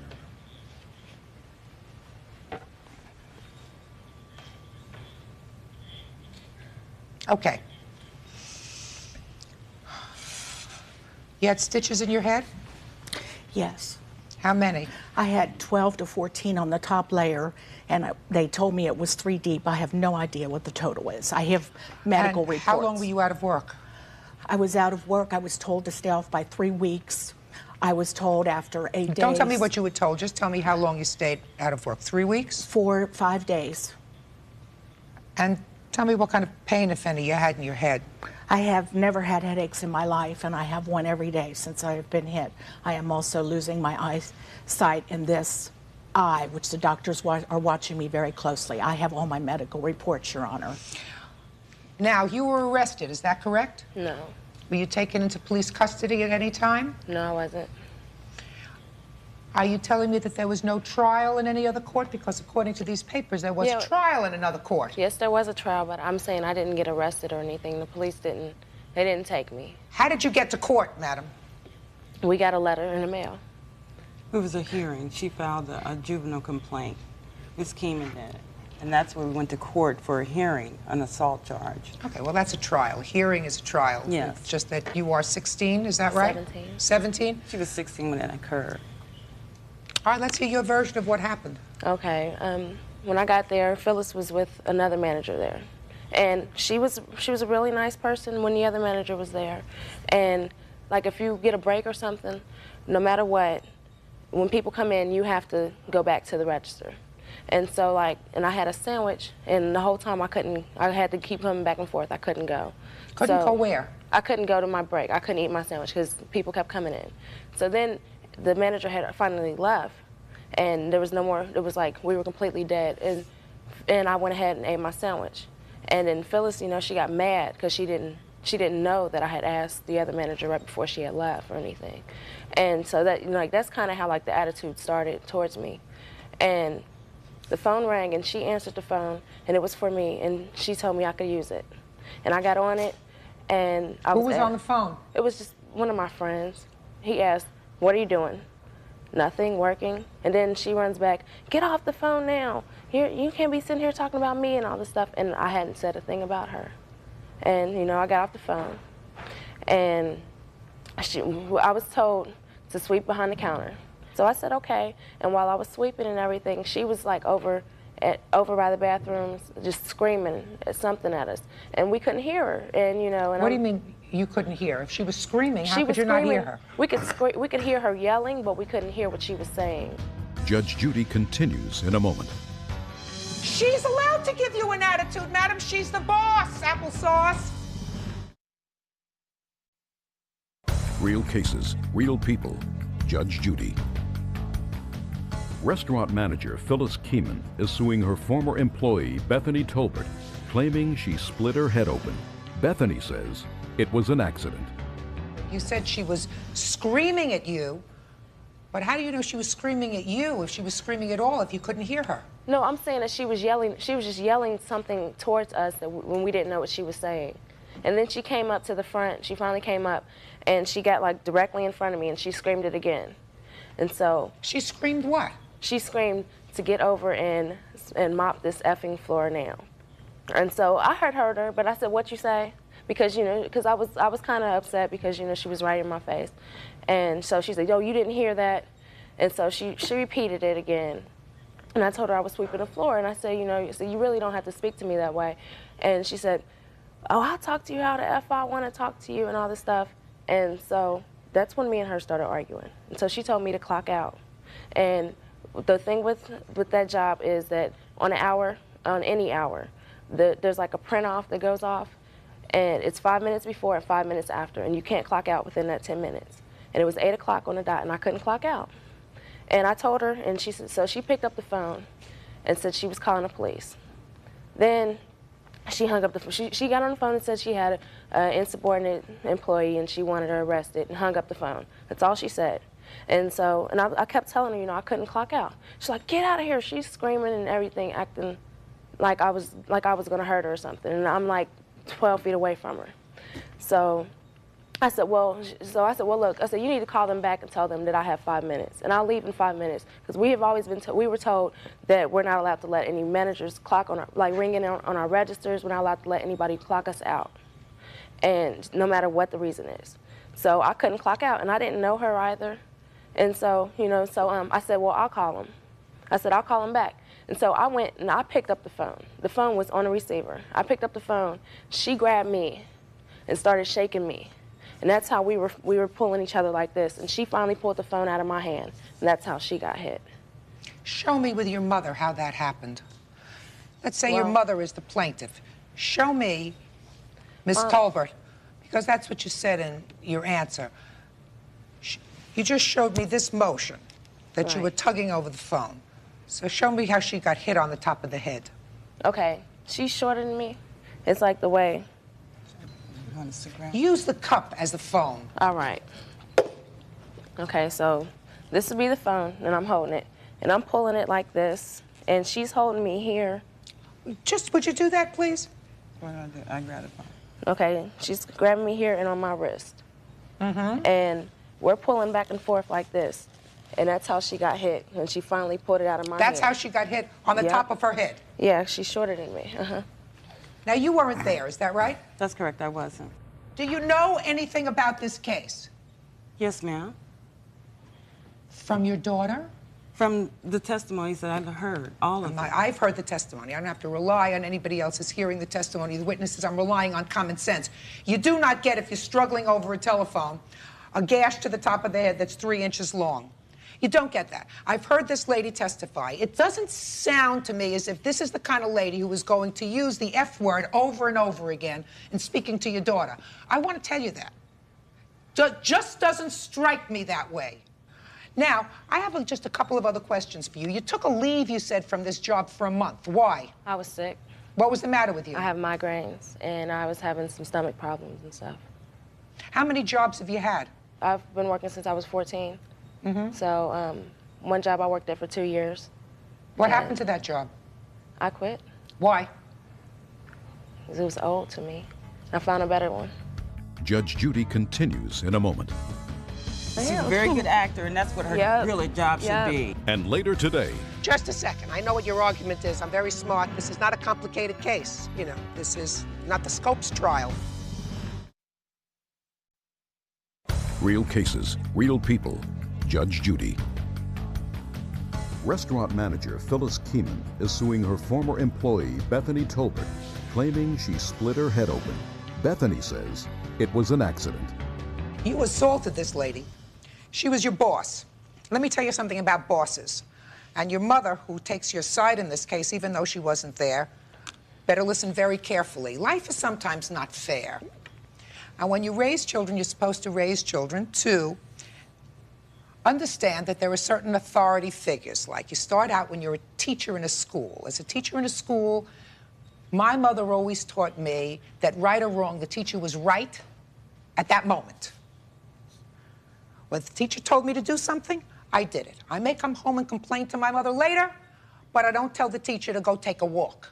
I learned that when I was 6, and I learned that when I was 20, and I taught that to my children. Is that what you learned, Bird? That's what I learned. And then you go through life and you have bosses. And sometimes you have good bosses, and sometimes you don't have good bosses. And sometimes they're nice people, and sometimes they're not so nice people. But while they're your bosses, you listen to them. And if you don't like it, you say, I don't like this job, I'm leaving. What happened with your daughter is you didn't teach her that right from the beginning. Probably said to her, you stand up for what you think is right to your teachers when you're 6 and to your boss when you're 16. It's not what happens. I've gone through life having a lot of bosses that I didn't like, who told me a lot of stupid things. And I knew that they were stupid when they told it to me. I did them until I got disgusted, and then I said, I'm going to find another job. That's what you do. Excuse me, can I say something? Sure. Okay, I had no problem with whatever. When she was telling me to do things, I had no problem doing that. I mean, I've been working since I was 14. I can go ahead and do the work. Are you telling me that she cursed you out using the F curse word? She sure did. I don't believe you. What do you think about that? What do I don't think believe about you. it? I don't believe you. I mean, just like when you said in your answer, when she said to you, put down the phone or go and sweep the floor, you said to me, what did you say to me? Even though you told me just now that you heard every word that she said. You gave her an attitude. She gave me one. She's allowed to give you an attitude, madam. She's the boss, applesauce. Oh, I know she's the boss, but she can't curse at me like that. She's the boss, applesauce. So you better work really hard because she's got a 3-inch scar. She's got headaches. You had no reason to assault her. She's suing you for pain and suffering, and she's going to get the money for pain and suffering that she's suing for. Judgment in this case is $5,000 for the plaintiff. That's all. Parties are excused. You may step out. I'm gonna whoop her. Out the back door to your right, please. And I feel sorry for the other employees that have to work under her. She's going to hell for all his lying. That's about it. And now the next case. Parties on Rusk versus Nelson. Step forward, please. 18-year-old student Brandon Rusk says he and 5 other seniors rented a limo for their prom. He's suing 18-year-old Krista Nelson, claiming she didn't pay her share. Not a difficult case. You had a senior prom, a senior ball. You decided to take a limousine. All right, on May 31st, like you said, we had our senior ball. There were 3 couples, me, my girlfriend, Krista, her date, and... Krista? Krista, her date. Me. Your date, Jeff, according to your papers. Yes. And her witness, Jason, and his date. And this gentleman? Yes. So, did you know her date, Jeff? No, I did not. Who did you make your arrangement with to share the cost of this limousine? It was me, Krista here, and Jason's date. That's not true because it was 6 ways. You happened to be paying for Colette, and Katie happened to be paying for Jason, but Jeff Oh, was... just a minute, it's getting too complicated. Mr. Rusk, you paid for the whole limousine. Yes, I did. And it came out to $175 per couple. Yes, it did. Correct, and my date was supposed to pay for it. Just a second. You got your money from Jason. Jason, yes, I did. He gave you the $175. Yes, he did. Your problem is, Miss Nelson says that she's only paying for part of the limousine because she had a lousy time at the prom with Jeff. She's not talking to him anymore. And he didn't pay for his share. Is that the case? That's the case with me, but my argument is that I never knew Just her a second. I know what your argument is. I'm very smart. This is not a complicated case. You know, this is not the Scopes trial. When you made arrangements for this limousine, did you speak to him or did Jeff speak to him? I spoke to him. Stop! Say nothing else. Just answer my questions. You spoke to him. Did he ever meet Jeff before the prom? When? Yes. We met at Columbia Pool for a while, and then we went over to Colette's house for a while. He knew, it was clear that Jeff was paying for our portion of the limo. Just a second. The arrangement was that each of the 3 couples would pay, and you made that initial arrangement with him. Is that right? Correct. And then you had a conversation with your date, Jeff. Right. Right. Just a minute. Right. And your conversation with your date, Jeff, was, are you going to pay for this limousine? Correct. And Jeff said yes. Right. And I told Brandon. That had nothing to do with Brandon. You're Brandon, right? Yes. Brandon Rusk. Your original agreement with him was, when he arranged for this limousine, that your third was going to be paid. Yes. You then had a conversation with Jeff. No. No, from the very beginning, we all sat down and made plans together that we were going to go. We contacted the limo place, everything. Who's we? All of us. We all got What's together and did it besides Jeff. Jeff was the only one who wasn't there. Right. But I told Brandon from the beginning that Jeff would be paying, that I was going to get Jeff to pay for our portion of the limo. That's your problem. Judge Judy is ready to rule.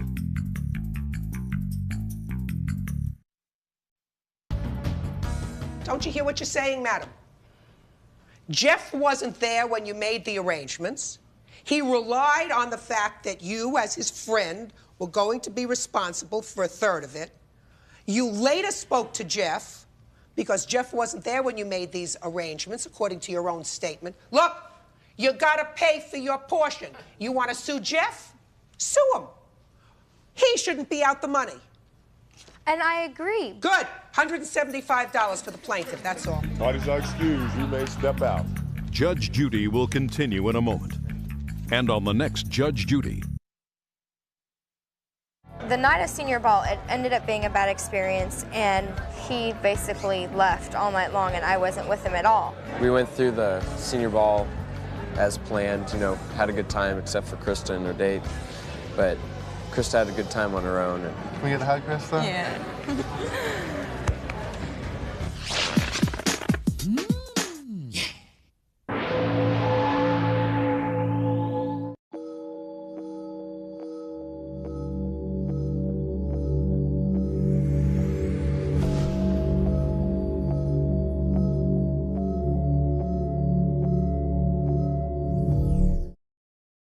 Mobile phone battery.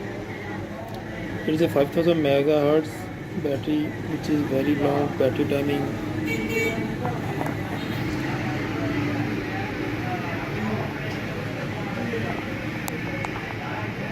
Check out the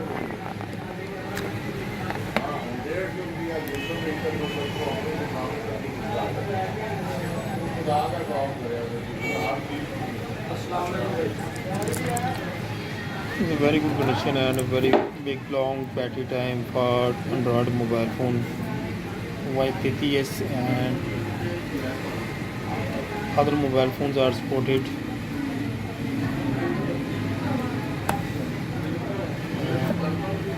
You can push it and unbox from the mobile phone. Battery